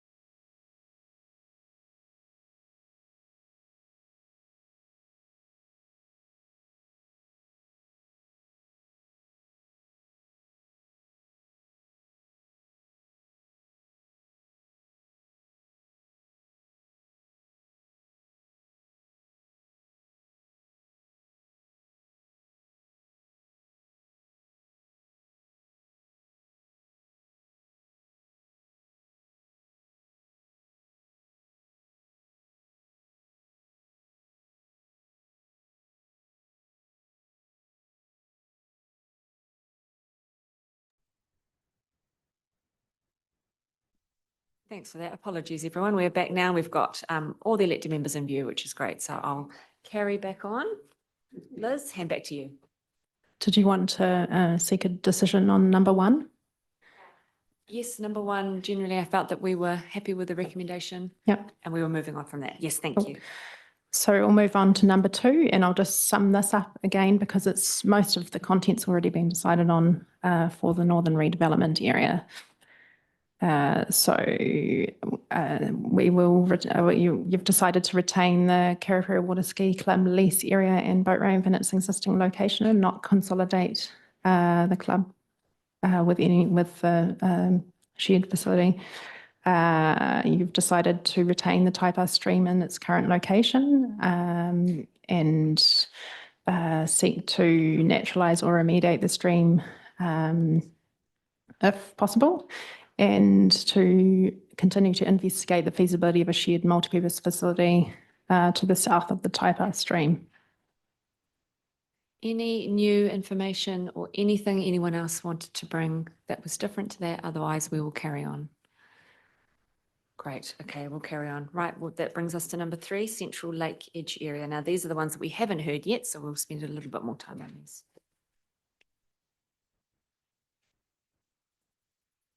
So the Central Lake Edge, if we could just bring the master plan page 50 up again, refers to the central grassed embankment between the Don Rowland Centre and the Rowing New Zealand building. It's used for informal recreation as well as event use, marquees and the spectator embankment.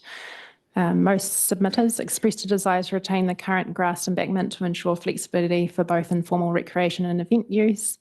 There was general support for the proposed amendments to the master plan from those who submitted on the draft. And through feedback at the focus group sessions on that Central Lake Edge redevelopment project, there was also general support. There was some contention over the location of a new swim zone and jetty at the south end of the embankment.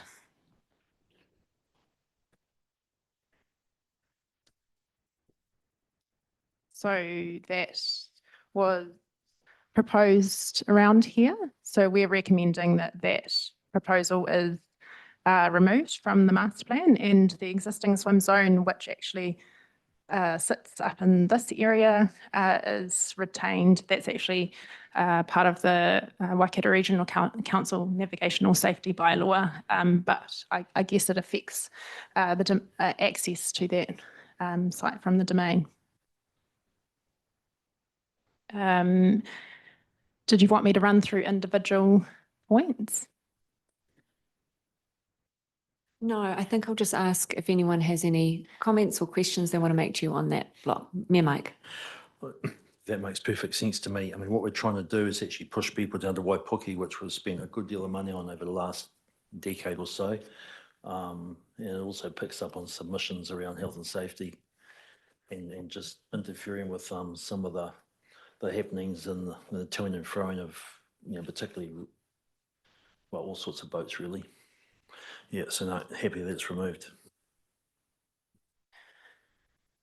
Any other questions for Liz or comments on the embankment, terracing, seating and pathways? Or any more points you wanted to make, Liz? No, everyone happy to move on to the next one, which is the shared cycle path. And a map here would be great, Liz, if that's okay.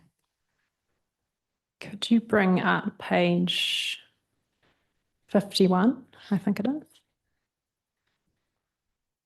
Did you want to talk about the terracing, Claire? No? Oh, no. I thought the reference were more about the terracing or the proposal not to do it rather than a cycleway, that's all. I've just moved on to the shared cycle path item. Yep. Are you happy for us to move on to that? Yeah, because I thought, again, it made a lot of sense about the terracing. Yes, definitely. Thanks, Liz. Carry on. So in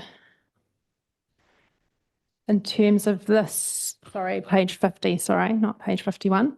So we're proposing to retain the pedestrian-only path along the lake edge, but relocate a shared cycle path from the bottom of the embankment to the top of the embankment, sort of alongside that, the parking. This was a request from Ngāti Koroki Kahakura and also a number of other submitters who didn't want to see cycles through that central lake edge area and lake edge during events. And yeah. Great, thank you. Comments, Mayor Mike? Yeah, again, makes perfect sense. I mean, it would be sort of aesthetically lovely to be cycle along there for the vista and view, but practically it doesn't make sense, and the alternate absolutely does.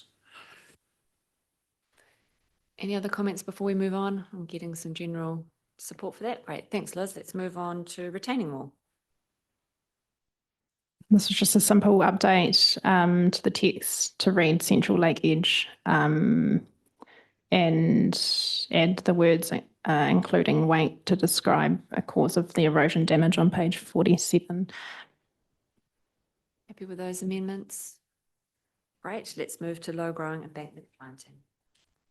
Just suggestions to remove all references to low growing planting along the entire lake edge embankment, but there will be selective use near stormwater outflows. And we're just to update all relevant plans and text. Questions, comments? Everyone's happy to carry on? Great, let's go to spectator zone. This is a staff recommendation to extend the spectator zone to incorporate the embankment area near the playground and cafe within R2 of the zone plan to allow a flexible open space capable of accommodating event infrastructure such as marquees. Update all relevant plans and text. If you need me to show you where that is, yeah. That'd be great, thank you. Can you bring up page 22 of the master plan?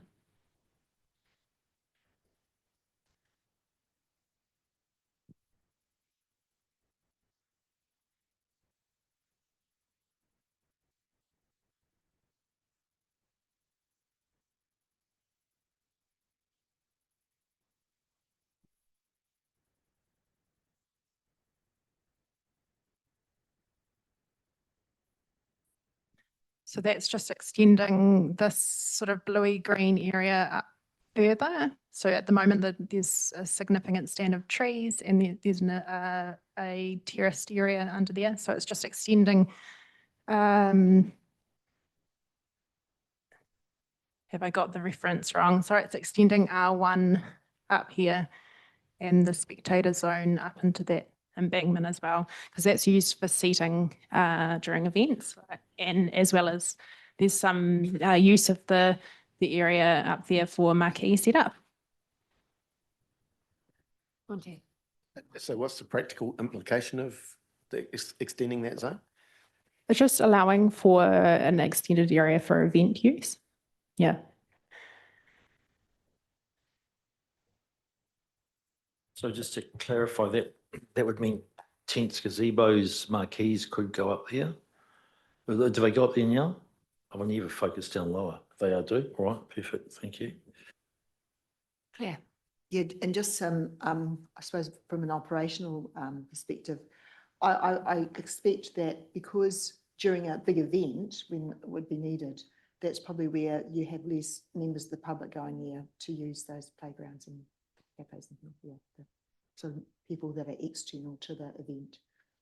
Yeah, so the kind of way it's maximising the best use of space during those big events. Yeah. Yes. Just to comment on that, it wouldn't preclude access, and I don't think access would still be quite easy from either end, to be fair. Yeah. Okay, I'm sensing general support for this one and we can move on. Great, thanks Liz. Pontoon and podium.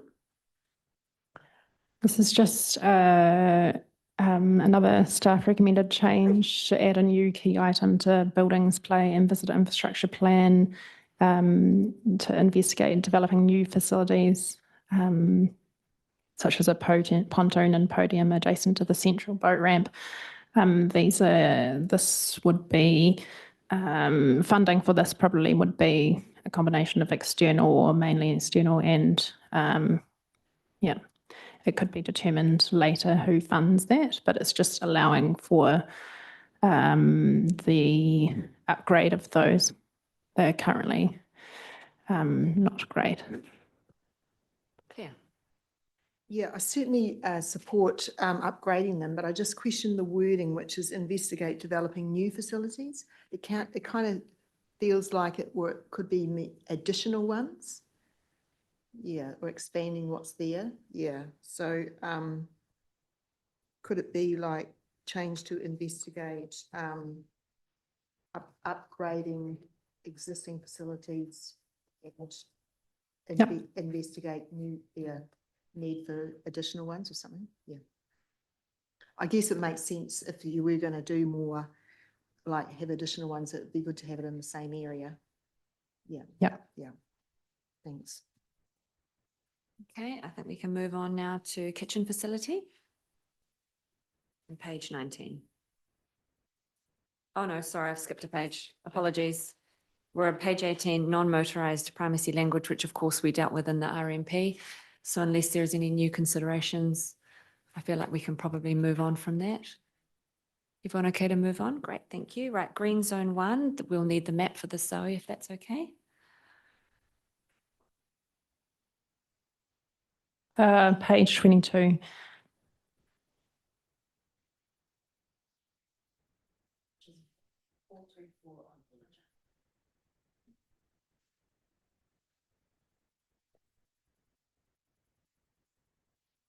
So green zone 1 sits up here. So this was just a request from KRI to extend that to cover where we've proposed a new parking area and to extend it even further sort of in between the cafe and the accommodation zone, so that that space could be retained for flexible use and also to reduce some of the proposed hard stand parking that we'd proposed.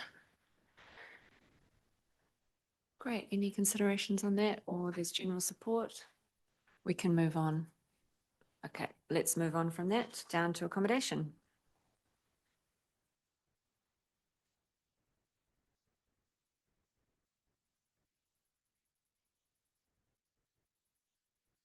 We have recommended to retain the proposal for accommodation. And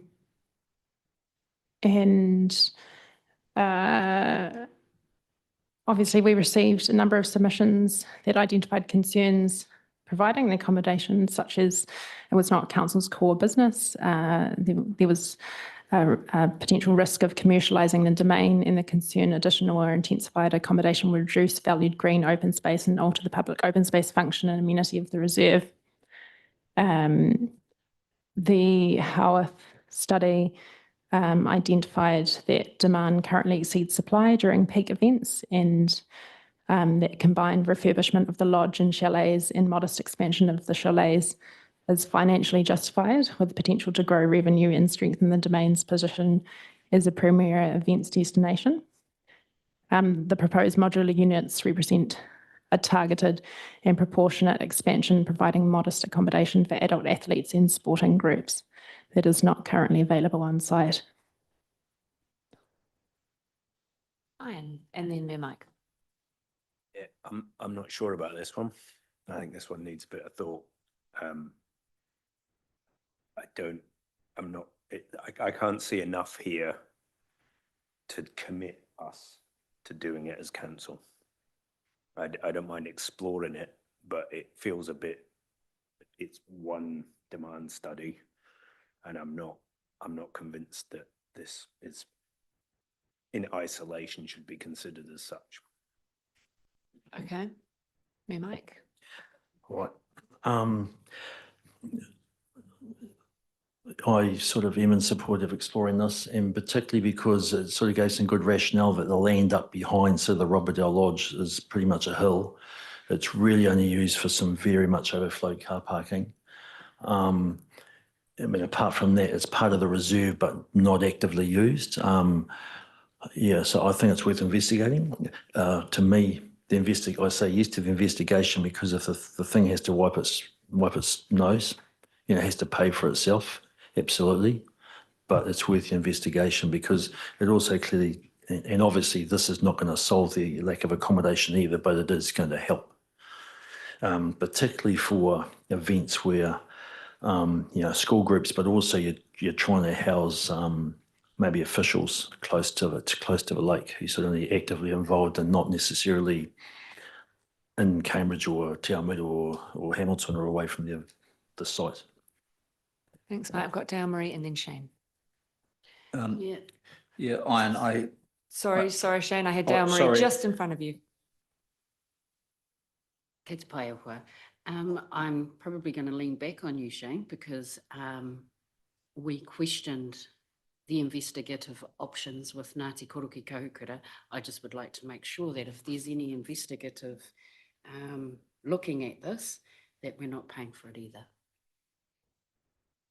Thanks, Dale Marie. Shane. Yeah, so yeah, I understand where you're coming from, Ian, and I sort of agree with what you were saying, but it does say here funding to be determined through the normal LTP annual process. So it's a question about us looking at the dollars and then determining whether it makes sense at the time. So we've got that fallback position, so it doesn't really mean that we're going to do anything.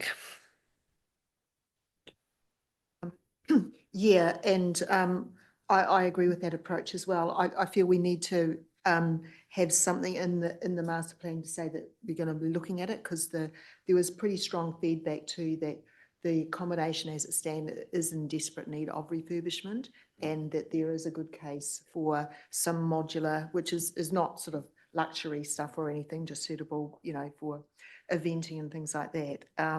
So I do think we need to have some provision in there, but I totally agree with investigating and not making any commitment at this stage that it'll be council funded. Yeah, needs to stack up. Okay, Monty. Can I just ask what the RMP had to say about accommodation? Because that wasn't something we discussed in the RMP. That's just gone on through, right? Yep, it's a good point. I just brought that up before. So policy 3.34 on page 37 of the master plan says improve and increase existing built accommodation in accordance with the master plan. So essentially it's, and there's a couple of sub policies under there. So what this policy is doing is just enabling you to, whatever the proposals are that you agree to in the master plan. So again, not committing you to anything, but enabling it to happen if it's what's decided.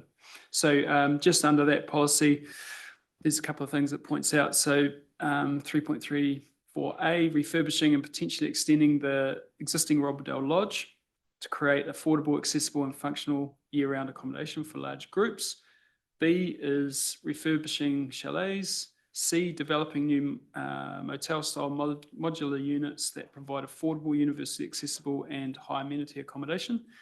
And D is improving vehicle access from gate 2 and informed vehicle parking. So quite specific, but the reason that's specific is it's just enabling that stuff to happen. It's not prescriptive as such that we will do that. Just if it's identified in the master plan, it can happen. You mean it's specific in the RMP, but not compulsory? It's empowering, is what you're saying? It's enabling. Yep. Yeah, enabling, that's the right word. And then the master plan reflects that essentially. Yeah, and we're trying to link the two together to say, based on spatially how it works. Yep. Okay. So we're just pointing to the master plan document to be how the site functions, make sure we're aligning with that. Yeah. This is one, it doesn't sit super comfortably with me either, this part of it. I probably should have brought it up in the RMP, to be honest, because we've gone through that, but it was, yeah. So, yeah. We can go back. We can go back and Yeah, sure.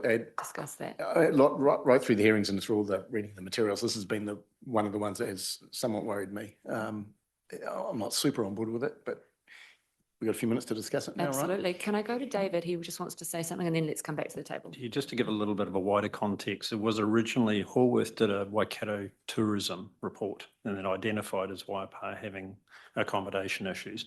Then they did a Waipa district report that identified and narrowed down a little bit to Karapira. The report that we've done now looks at the event program, looks at who's looking for accommodation, and that's where those recommendations have come into that report. Previously, there was a resource consent for the new chalets, and that consent contained 12 chalets. Due to budget constraints back then at that time with council, only 6 were built. So it has been in the past on the plan, on the park.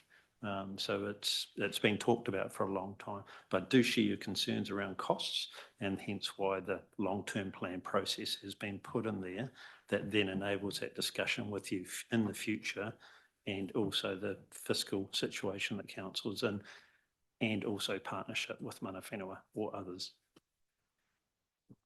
Thanks, David. Mayor Mike. Well, it's not great to hear there was financial constraints back then and we couldn't build it. But this is just a wondering, and we can talk about it now, or I'm happy to park it up there actually. But I know how our retirement, our pensioner housing works, and it's ring fenced. How does this work? Like, we've spent money out there, we get income. I don't want to talk about it now, but well, we can be. It's just, are there options to invest out there by ring fencing, and the cost has to be paid by the revenue it gains? So there's really no cost to the ratepayer. Mm-hmm. Yeah, so through the chair, there's 3 budgets out there, and one of them is revenue. So through resolution, with you providing that guidance, we can ring fence that revenue. So instead of offsetting expenses, it will go through to development and pay for the development. When you're looking at this modular sort of construction, you could simply say $100,000 per modular unit, and you could say over 20 years, over 10 years, we're going to do 1 a year. And then that enables that, or 2 a year, and then that enables that revenue to be repurposed into improving the domain. But staff can come back with those sort of recommendations, that sort of study for you to provide good guide, to provide good guidance. Just want to go to Ian and then I'll come to you, Monty. I think, David, thank you for that. I think you're getting at what's bugging me, I think, which is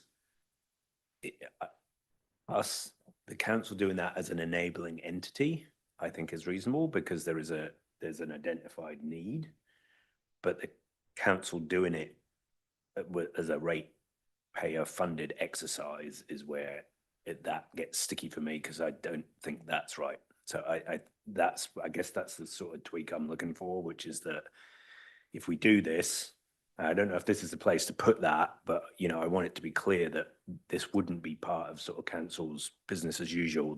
We would be looking at this as not a standalone entity, but as being funded in a different way. That I think at that point, we're not burdening the wider ratepayer base with this, but we are responding to a community request for something that they're asking for. So I think, if we can make both of those things true, then I get more comfortable with the idea.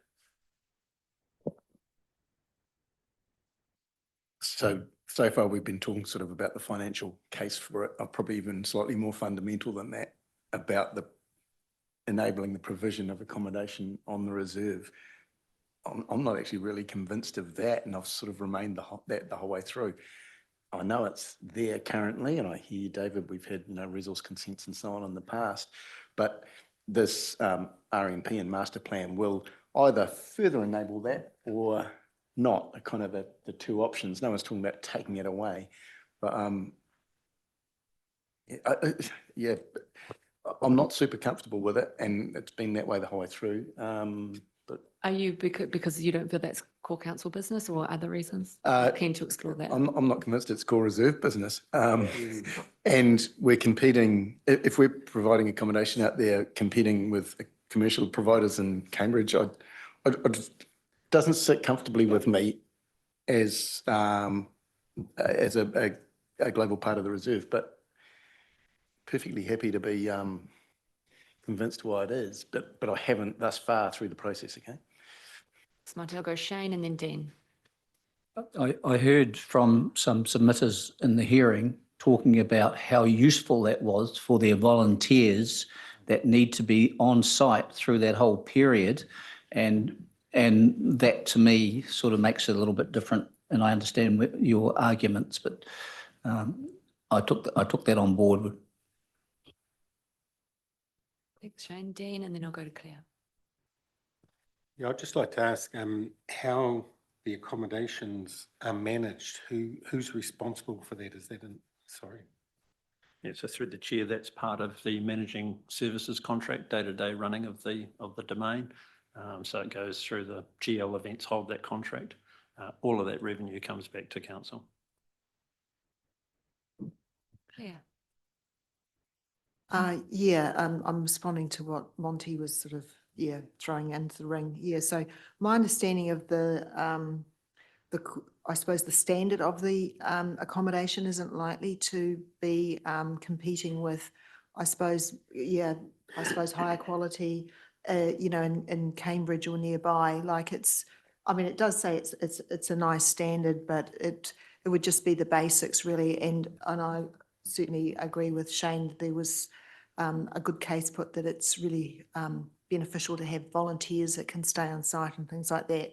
So, I don't see it as a direct competition sort of proposal, but I do hear the concerns that should council be getting involved in this. I just felt it's probably because if council doesn't facilitate it, not necessarily fund it, but certainly make sure that it could happen, that there's definitely a need there, and it's not likely to be fulfilled by a commercial proposition, I guess. Yeah. Another way around this is to include this for consideration in our property strategy that we're about to develop up and just park it into there. David. Just one other potential solution in the management plan policy 3.33 and 3.34, which I just read out before. It may sound like semantics, but if it provides a level of comfort, we could add the word consider at the start of both of those sentences. So it's really crystal clear that, council has to consider it. It's not you won't get it thrown back to you to say that the plan says we will do this, even though it doesn't, but. I sense there's general support for that, Monty. Yeah, that would work for me. Because then it's plan enabled, but nothing more, and we can consider it part of property strategy, etc. So yeah, that would probably get me over the line. And so that would be for that accommodation, but I think you'd possibly want to do that for 3.33, which is upgrade the campground in accordance with the master plan too. So again, consider upgrading, probably useful. Yeah, good. Does that satisfy your concerns, Ian, with this? Okay, great. Okay, thanks, Stafford. That was good. Right, let's carry on. We are at kitchen facility, is that correct? Yep. That's just a minor consistency error, to update the master plan overview on page 50 to show the kitchen facility improvements in the camping zone consistent with page 44.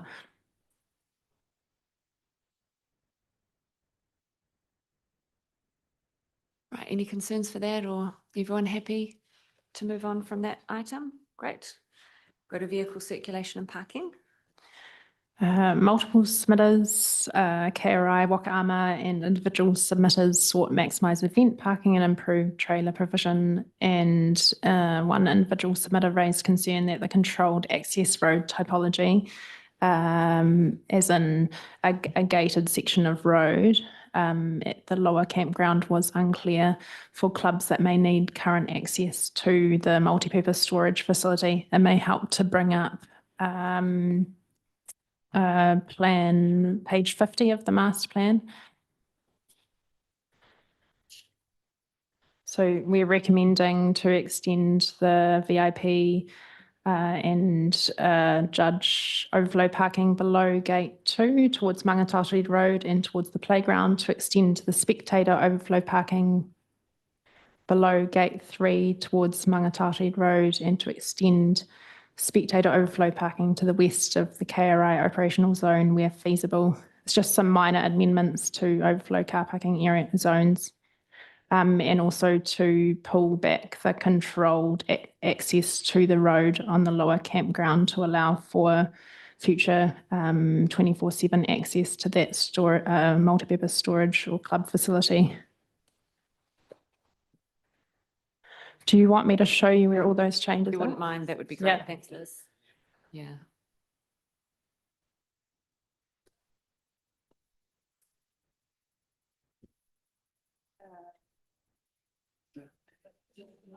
Remember everything. Sorry, actually, it's not this one. It is the roading plan on page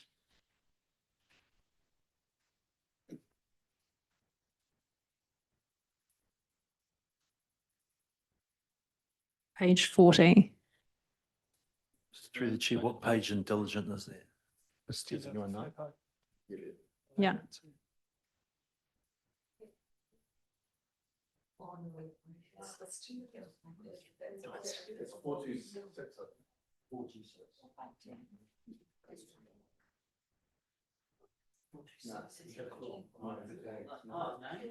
So just extending, it's just little minor changes. So extending this overflow parking in this direction towards Mangatatari Road and extending it over the area I talked about before, over the parking and this area.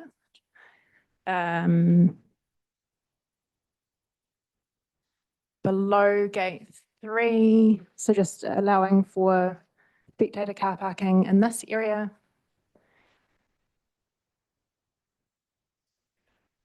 And to the west of KRI, so up here. So extending spectating car parking in that area as well, where feasible.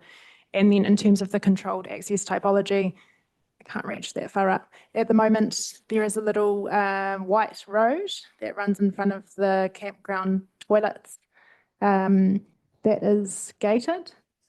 What they're saying is this future sports facility at number 3, if that's all gated, they won't have 24/7 access to that. So it's just removing that white typology and changing it to pink to the left of that hatched area. Does that make sense? Yeah, and So that very you have helpful to see it on the 24/7 map. access for vehicles to the multi-purpose storage facility. Yeah. Yeah. Yeah. Right, yeah, good to see it on the map. Thank you for that. It's quite confusing otherwise. Sorry, some of these are a bit confusing, but it's quite, yeah.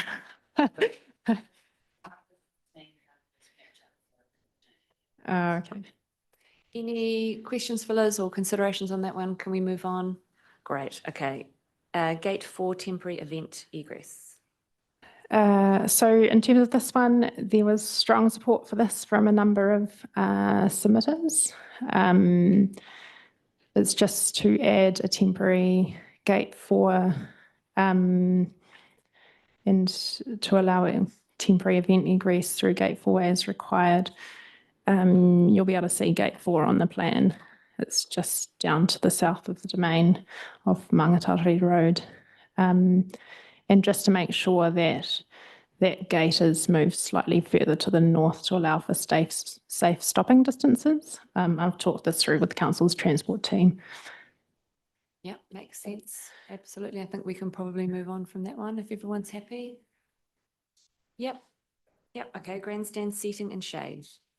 This is a request from KRI to expand the grandstand toward the public boat ramp. And this would result in a minor extension to the event zone and spectator zone.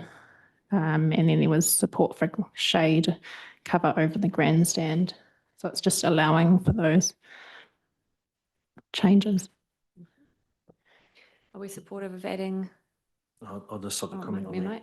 So we're talking about the actual turnaround bulb, come down to the left, turn around and back in. That's what we're talking about reducing. Is that correct? We're not reducing the turnaround area because that's still required for boats. There's just a small section that's actually not required for turnaround on that. Yeah. I've done a quick measure and that's actually the recommended size for boats with large trailers as it currently stands, but there's a sort of odd triangle that could be utilised for that grandstand seating.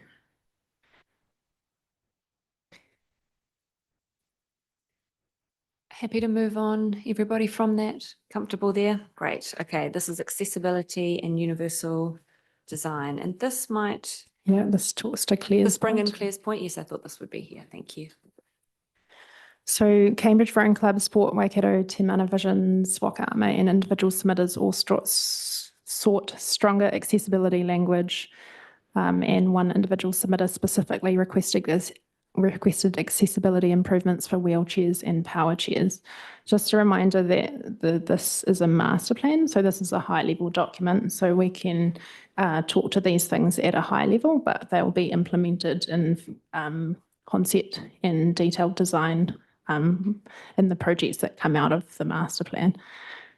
So our recommendation is to update the sports zone design guidance on page 25 and add a reference to all abilities into the existing text relating to accessible pathways and event routes that enable safe direct movement between boat storage support facilities and the lake.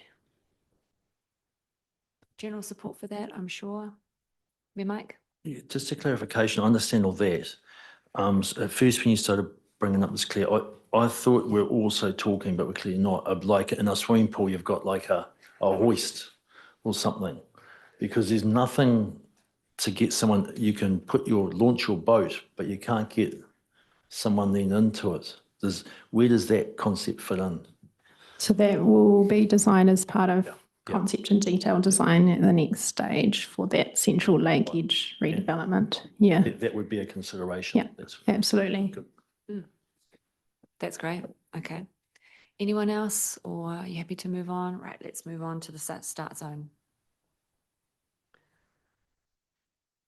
So this was just a text area that was identified by KRI. Just we need to correct the scope paragraph to read the reserve land known as Taumatwiwi is excluded from the scope of this master plan. Happy with that? Absolutely. Right, let's move on. The start zone. So this was a request from KRI to partially extend the sports zone to include the current parking areas at the start area and include area for public amenities in the future. We have recommended that we partially extend the sports zone. If you could bring up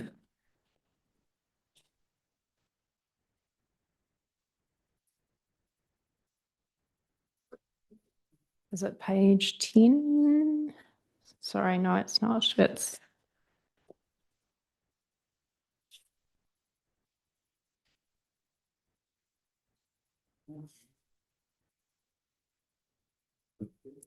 page 23.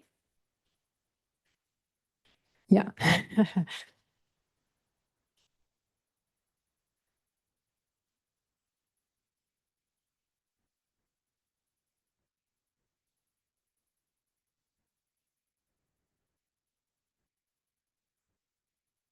So this is just a request to partially extend the sports zone to the area that's blank at the moment. There's a road that runs down into that area. Are you able to enlarge that ever so slightly, Zoe? Is that a possibility? Just one so Liz can point to it and we can just. So in between the green areas. Oh, that's better. Thank you. This area here, it's just to extend the sports zone into this section here, which currently has a road looping down into the sports zone and also some provision for a small number of car parks. So it's just extending the pink area. Okay. General comments, me, Mike? Just a clarification about the comment around exclude recently, no, sorry, where is it? Remove proposed toilets building. Oh, yeah, just the Legion. So it's we're just swapping that with the wording temporary event toilet. Anyone else? No, comfortable? Yep. Okay, we will move on to Te Awa River Ride alignment. And this, we will need a map if that's okay, please. So this is, if you can flick to page 50 of the master plan, 51, sorry. And so if you can enlarge it again, that would be awesome. Thank you. So there were concerns from the adjacent landowner around the alignment of the future extension to the Te Awa River Ride. Where we've located it is steep terrain near their boundary, and we have recommended that there are 2 alternative alignments shown on the updated master plan. Option 1 would be realigning the Te Awa River Ride further east and closer to the slope, the base of the slope. So just to clarify, this is Waipa District Council land, and this is Lynn's land, the smaller dotted line. So we would be relocating this white dotted line closer towards the base of the embankment, and then it would have to rise at this point and particularly continue on. And David might want to talk to this, or the alternative option is to have a dotted line along Mangatariri Road.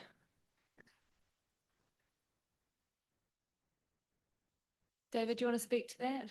So this is a project with partners that needs further investigation around that. So we're looking at, do we put the different options on the plan, or do we leave the different options off the plan and finish it at number 5 where it finishes, and leave it for the project that's coming. Monty. Would that mean we'd have to amend the plan when the time came, when you had a preferred alignment? Yes. Good question. David, is this anywhere near where there was a little slip up against the existing track that's pushed in the, can you show us where that, is it on there or is it somewhere else? Yeah, so it's at the top of the picture. Oh, way up there. Right. Right, so it doesn't affect that. Right, gotcha. Thank you. Further thoughts, considerations, Monty? On the basis of that, the preference would be then to include the options in the plan, right? So they're both plan enabled. You can deal with them more practically later. That seems obvious to me. I am. Yeah, just so I'm clear, so we would, dotted line as it is, sorry, the dotted line as it is would be removed, or it would be moved to the east. And we'd have options, which would be option 1, and then option 2 would be going along the road. There'd be 2 dotted white lines, and that current white line, yeah, as you said, would be removed. Yeah. Yeah. So 2, not 3. Yeah, okay, thanks. Okay, anyone else who wants to speak on that? No, so we're happy to continue on with the options remaining as in, okay, great. Thanks, everyone. Let's move to biosecurity. Thanks, Liz. There was strong support, obviously, across submitted groups for biosecurity measures addressing weed species and the golden clams. So it's just adding that note, investigate improving boat cleaning facilities on the legend items on page 44 and 50 to give this action appropriate visibility across the key master plan plans. Support for this one, I think so. Yep, absolutely. Now, the next one is the volleyball courts. And unless anyone else has any new, we've obviously removed it from the RMP, but there also is the ropes course expansion that we might just want to touch on that was separate, but I'll go to Mayor Mike. I've got a couple of tenure questions, probably for David. So was there a tenure over that piece of land? Right, and was that just 5 years? Right, and there was an issue there with 5 years and in terms of securing sponsorship, et cetera, and that, yeah, so these sort of short-term leases, and it won't be the only one there, how are we dealing with the adverse effect of not, I guess, people having certainty over long-term leases to actually make long-term decisions? Yeah, so through the chair, so that lease was shortened for this discussion to happen. So this discussion happened we started back in November 24, and that lease was renewed at that time. They've been there since about 2005, I think, when the trust first put this courts in, and the courts were paid for by the trust. So that's why that lease is shorter. When that comes to be renewed, the discussion around the 5+5+5 can happen for those. I know other leaseholders on the domain will be looking to challenge that because they're looking for considerable investing in their owned sites. So they will probably be looking to challenge that and align with the Reserves Act, which is 33 years. Yeah, all right, and that's good to hear that. And I'd support people to do that. Good question. I'll come back to you, Liz, for this ropes course, if we want to just touch on that, only because it's different to what we spoke about before. Sorry, did you want me to talk to that now? Yeah, Yeah. just briefly, yep. Yeah, so on the master plan, we identified the expansion of the ropes course, which just sits adjacent to the volleyball courts. So we're just recommending that we delete that reference to expand the ropes course. Support for that? Yes, yep. I'm seeing lots of nodding. Shane? He's not sure. Happy? Okay, great. Thank you. Okay, we'll move on to design principles. Just going back to the volleyball courts, so just noting that there will be some changes to the master plan based on your recommended change. So we'll take some area out of that play hatch. So there will be some minor changes to the master plan based on that recommended change to the volleyball court. In terms of the design principles, all 6 changes requested by Ngāti Hawa Iwi Trust were requested to strengthen cultural values, language throughout the design principles and key master plan moves. I won't go through all of these. If you have any specific ones that you wanted to talk to, let me know. Anyone have anything they wanted to speak to any of those? They're pretty minor. Happy to move through and move on? Yeah, great. Okay, we'll go to operational zones. So KRA sought an updated description of the operational zone to accurately reflect the event delivery functions and temporary officials accommodation. If you could just bring up page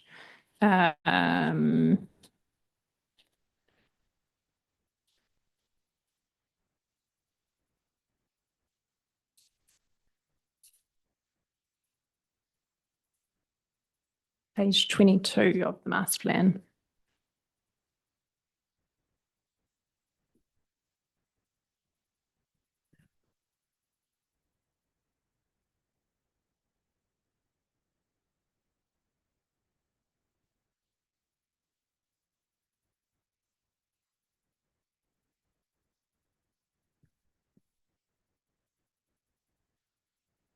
And if you can just scroll further down to the, yep. So the first request was just to delineate between operational zone 2 and operational zone 3. This is KRI's operational zone, and this is the suggested operational zone for the domain manager or maintenance. Oops. And then just a minor change to the text. Referencing change 36, that was just a mistake. Change 37, page 31 to include KRI's event delivery function and temporary officials accommodation. And then just the other 2 changes, add the planting removal notation to allow for building expansion to the environment plan. And change 39, update the KRI building legend to read extensions development to clarify redevelopment of existing lease facilities is allowed for rather than solely extensions, and confirm the correction to the pontoon location with KRI. So these are on a different plan, but if you want me to run through those on the relevant plan, I can. No, I don't think so, unless anyone's particularly keen on Liz doing that. No, everyone's happy to accept that one. Yep. Okay. And sorry, there were just 2 further changes that are not covered off in the deliberations table. But I don't know if you wanted to run through the operational zones decision before. I think we should. We have some time. Yep. If everyone else is keen to. Yep. So on just reiterating the requested change to the reserve management plan, just to add the logos of Ngāti Koroki, Kaakura and Ngāti Hawa to the cover page of the master plan, alongside the Waipa District Council logo. And also, there is an engagement overview on page 6 of the master plan, just to remove the word mana whenua from the description. So it will now say council has worked with representatives from Ngāti Koroki, Kahakura, Ngāti Hawa, Waikato, Tainui and Raukawa to understand connections, values, desired outcomes and how these can be incorporated into this plan. Everybody happy and supportive of that? Yep, absolutely. Okay. Right. Thank you very much. Okay, unless anyone has anything else they want to add or anything else they want to bring up, we will again adjourn for 5 minutes while the staff just put our recommendations together and we cross-check them with our presenters here that they're what has needed to be captured, and we'll be back in 5 minutes. Thanks, everyone.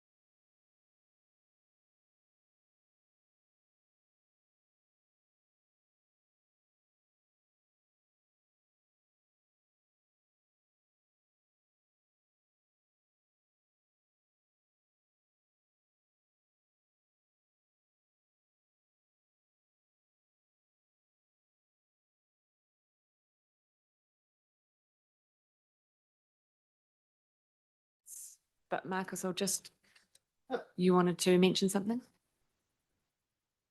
I'd like the speed restrictions taken off at jet skis.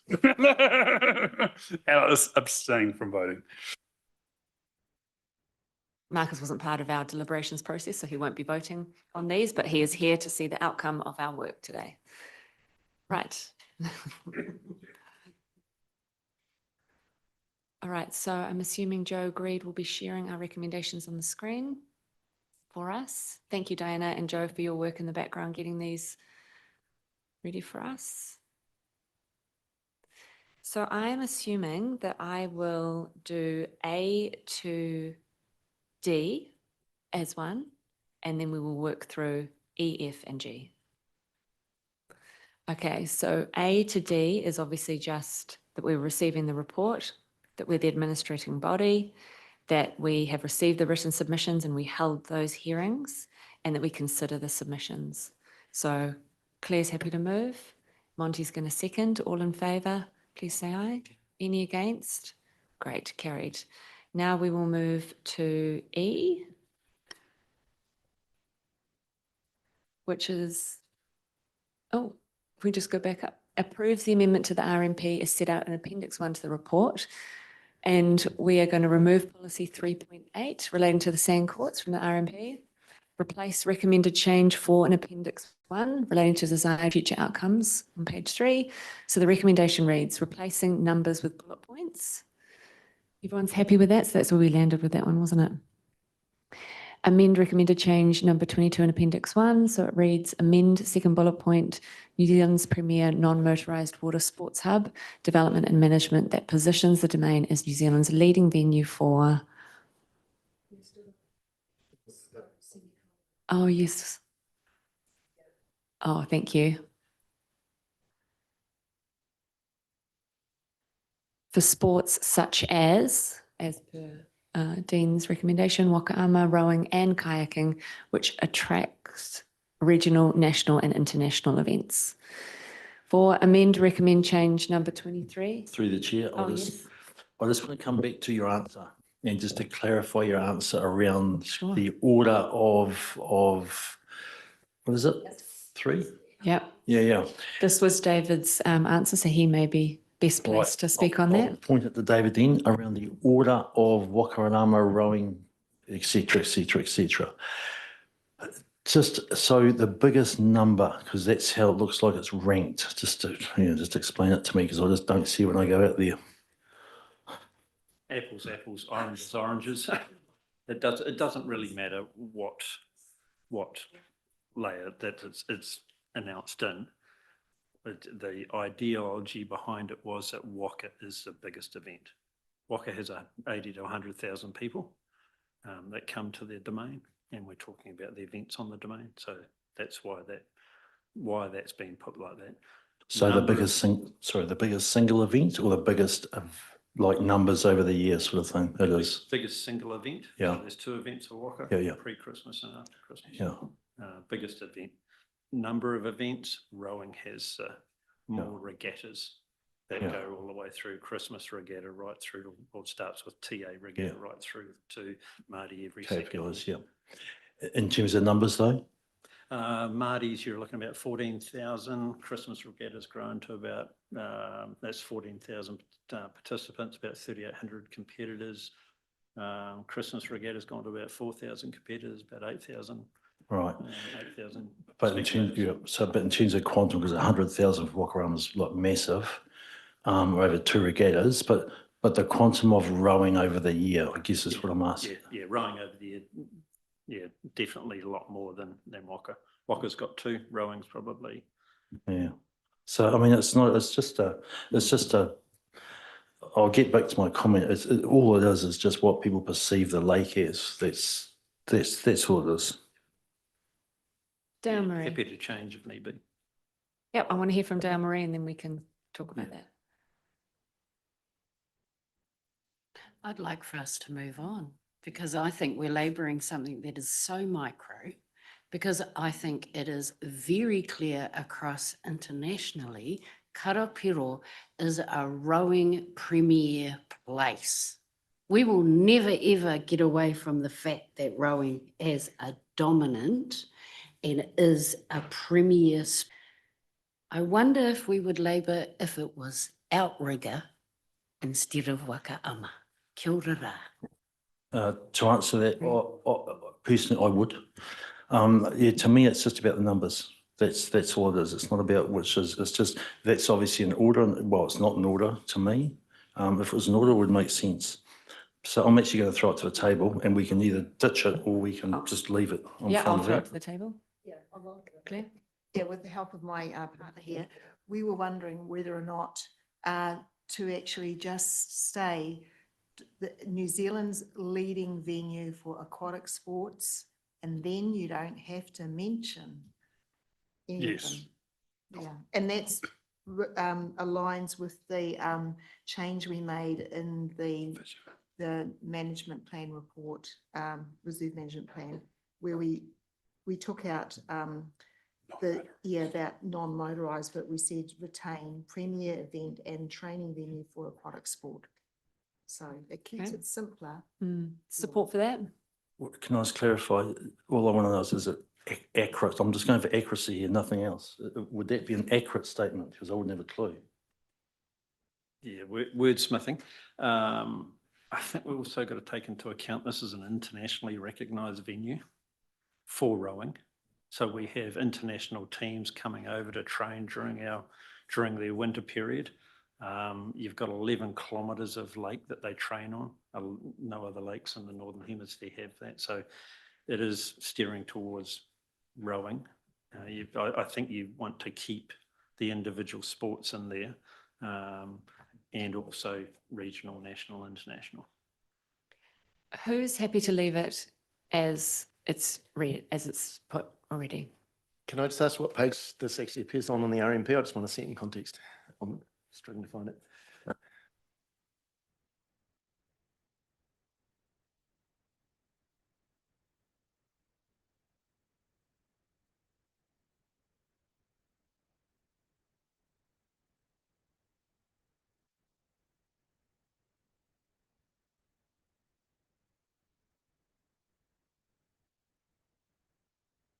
So as it's currently written, New Zealand's premier non-motorised water sports hub.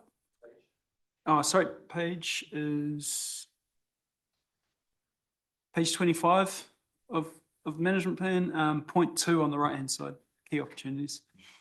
Development and management that positions the domain as New Zealand's leading venue for sports like rowing, kayaking and wakaama, attracting national and international events. That's the current wording.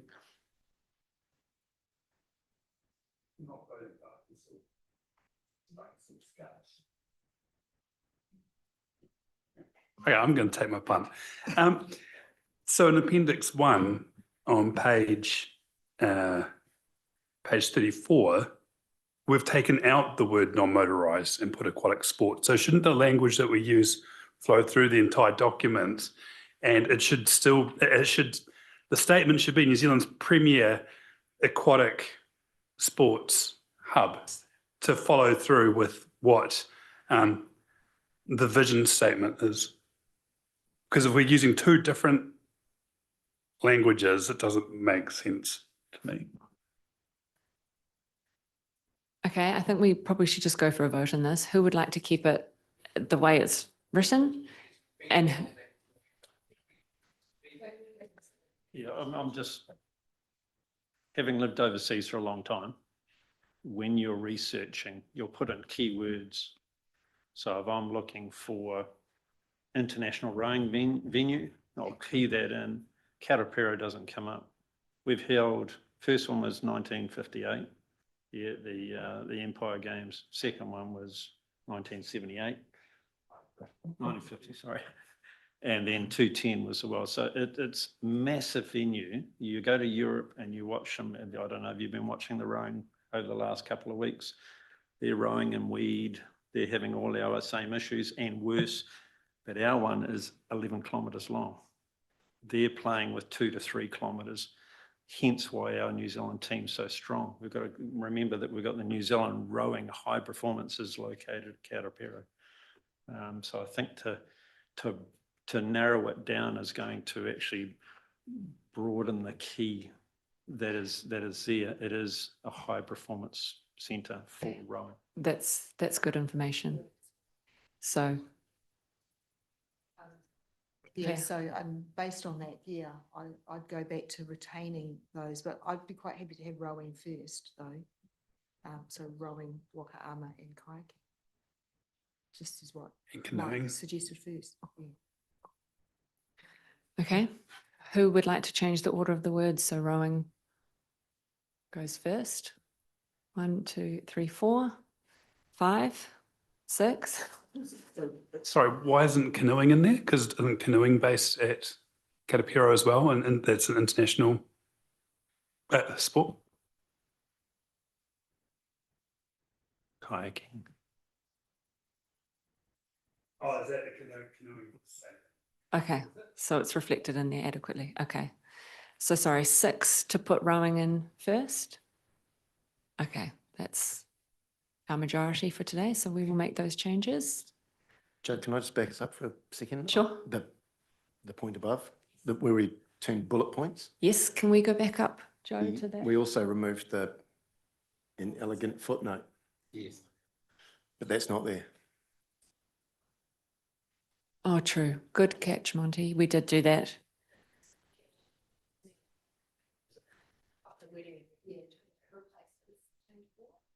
Oh, with you, thank you. Got it. Okay, so that one's fine.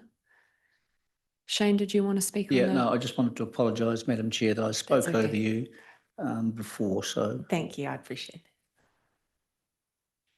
it. Okay, so where are we? Okay.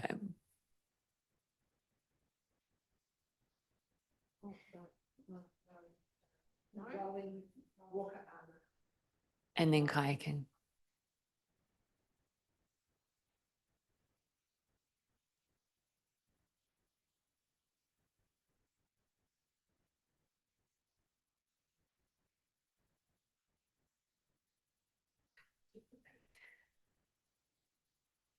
Okay, so it will read.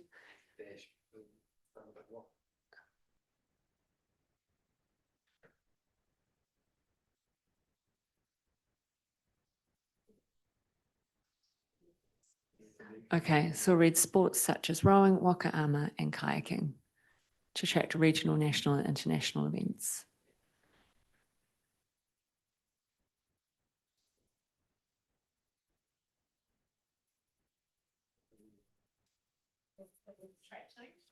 Yeah, it's just a track change. There we go. Okay, thank you. And then the next one, amend recommended change number 23 in Appendix 1. So it reads, amendments to Karapiro Rowing Incorporated definition, maintains and develops the rowing course and regatta facilities and supporting infrastructure at Lake Karapiro, organises and holds regular international championships and national and regional regattas for the rowing community and a variety of other sporting codes and community groups, provides infrastructure, facilities and support to a wide range of sporting community groups which hold their events on and off the water at Lake Karapiro, has the past funded development of public assets on the domain. Everyone happy with that? 5, amend policy 3.33 of the RMP. So it commences as follows. Consider upgrading the campground in accordance with the master plan, including, and the next one, amend policy 3.34 of the RMP. So it commences as following. Consider improving and increasing the existing. Happy? Yeah, just a spelling error there on improving. Is that the accommodation one? Yeah. Oh, is it the pontoons?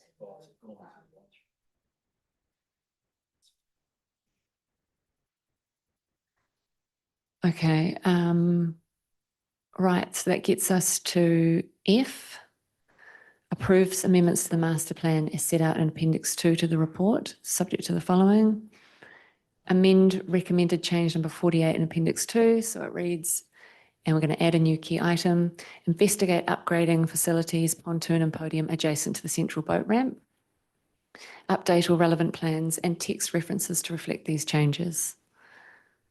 Amend master plan to reflect the removal of policy 3.8 from the RMP relating to the sand courts so that the current 4 sand courts remain at the site. And G, recommends to council adoption of the RMP and master plan as amended in accordance with recommendations E and F. And then H, delegates authority to the manager of property services to make non-material changes to the RMP and master plan prior to submission to council under recommendation G. Everyone happy with that before we move it? Okay. I'll move that from the chair. Can we have a seconder, please? Claire is happy to move that. All in favour? Aye. Any against? Great, carried. Awesome. Thank you very much. Right.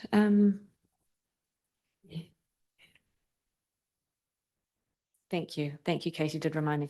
I just did want to ask before we close, if there was anything in Appendix 4 and 5, which is where staff didn't recommend any changes, that anyone wanted to bring up while we're here. Claire, I raised something earlier, but I think it has been adequately. the spelling addressed and of Ngāti Kuruki. But also, no, the accessibility infrastructure, and that, I think that's been. You're handled. You happy? said it would be handled in the Yes. master plan it was. Yeah. So thank you. Yeah. Anybody else, Ian? Yes, yep, I'm happy to take that. Yes, just a general comment. I think when we think about how we're communicating this with the public, it's very important that we make it very clear that this is a master plan Mhm. and that it is not funded or Yep. scheduled Good in any call. way, shape, nor form. Because we're gonna go, oh, we published the master plan, look at this. But it could take 10 years or it could take 100 years. So, and I think, I don't think that is clear. So I think the work is good work, but I just think it's important that the general public understand what this is. Yep, excellent, good point. Claire. I'd like to make a general comment too, and that is that I really appreciated all of the people that came along to the hearing and made submissions. And you could see there was a lot of passion there. And then to see the staff response to that has been really gratifying. Actually, I was really pleased to see how most of those requests had been reflected in really sensitive and considered changes. Yeah, so really pleased about that. Well said, Claire, agree. Shane. I just support Claire in terms of acknowledging the fantastic work these guys have done in terms of listening, because they heard what we heard and they heard it really well, and it's made our job very easy here today. But I also back up what Ian said, is how we present it to the public. So there's no expectations of things that probably may not happen. We just got to be careful about that. How it's reported, basically. Good point. Anybody else? No, me, Mike.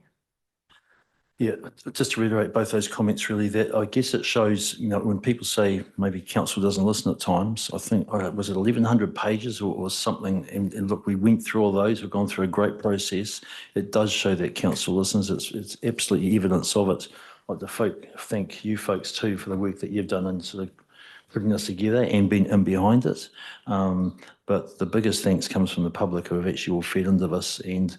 And look, I don't know if there's been anything else that's attracted so much feedback since I've been involved in a reasonably short time in council, and it shows the passion that people have for that piece of whenua, and the adjoining lake.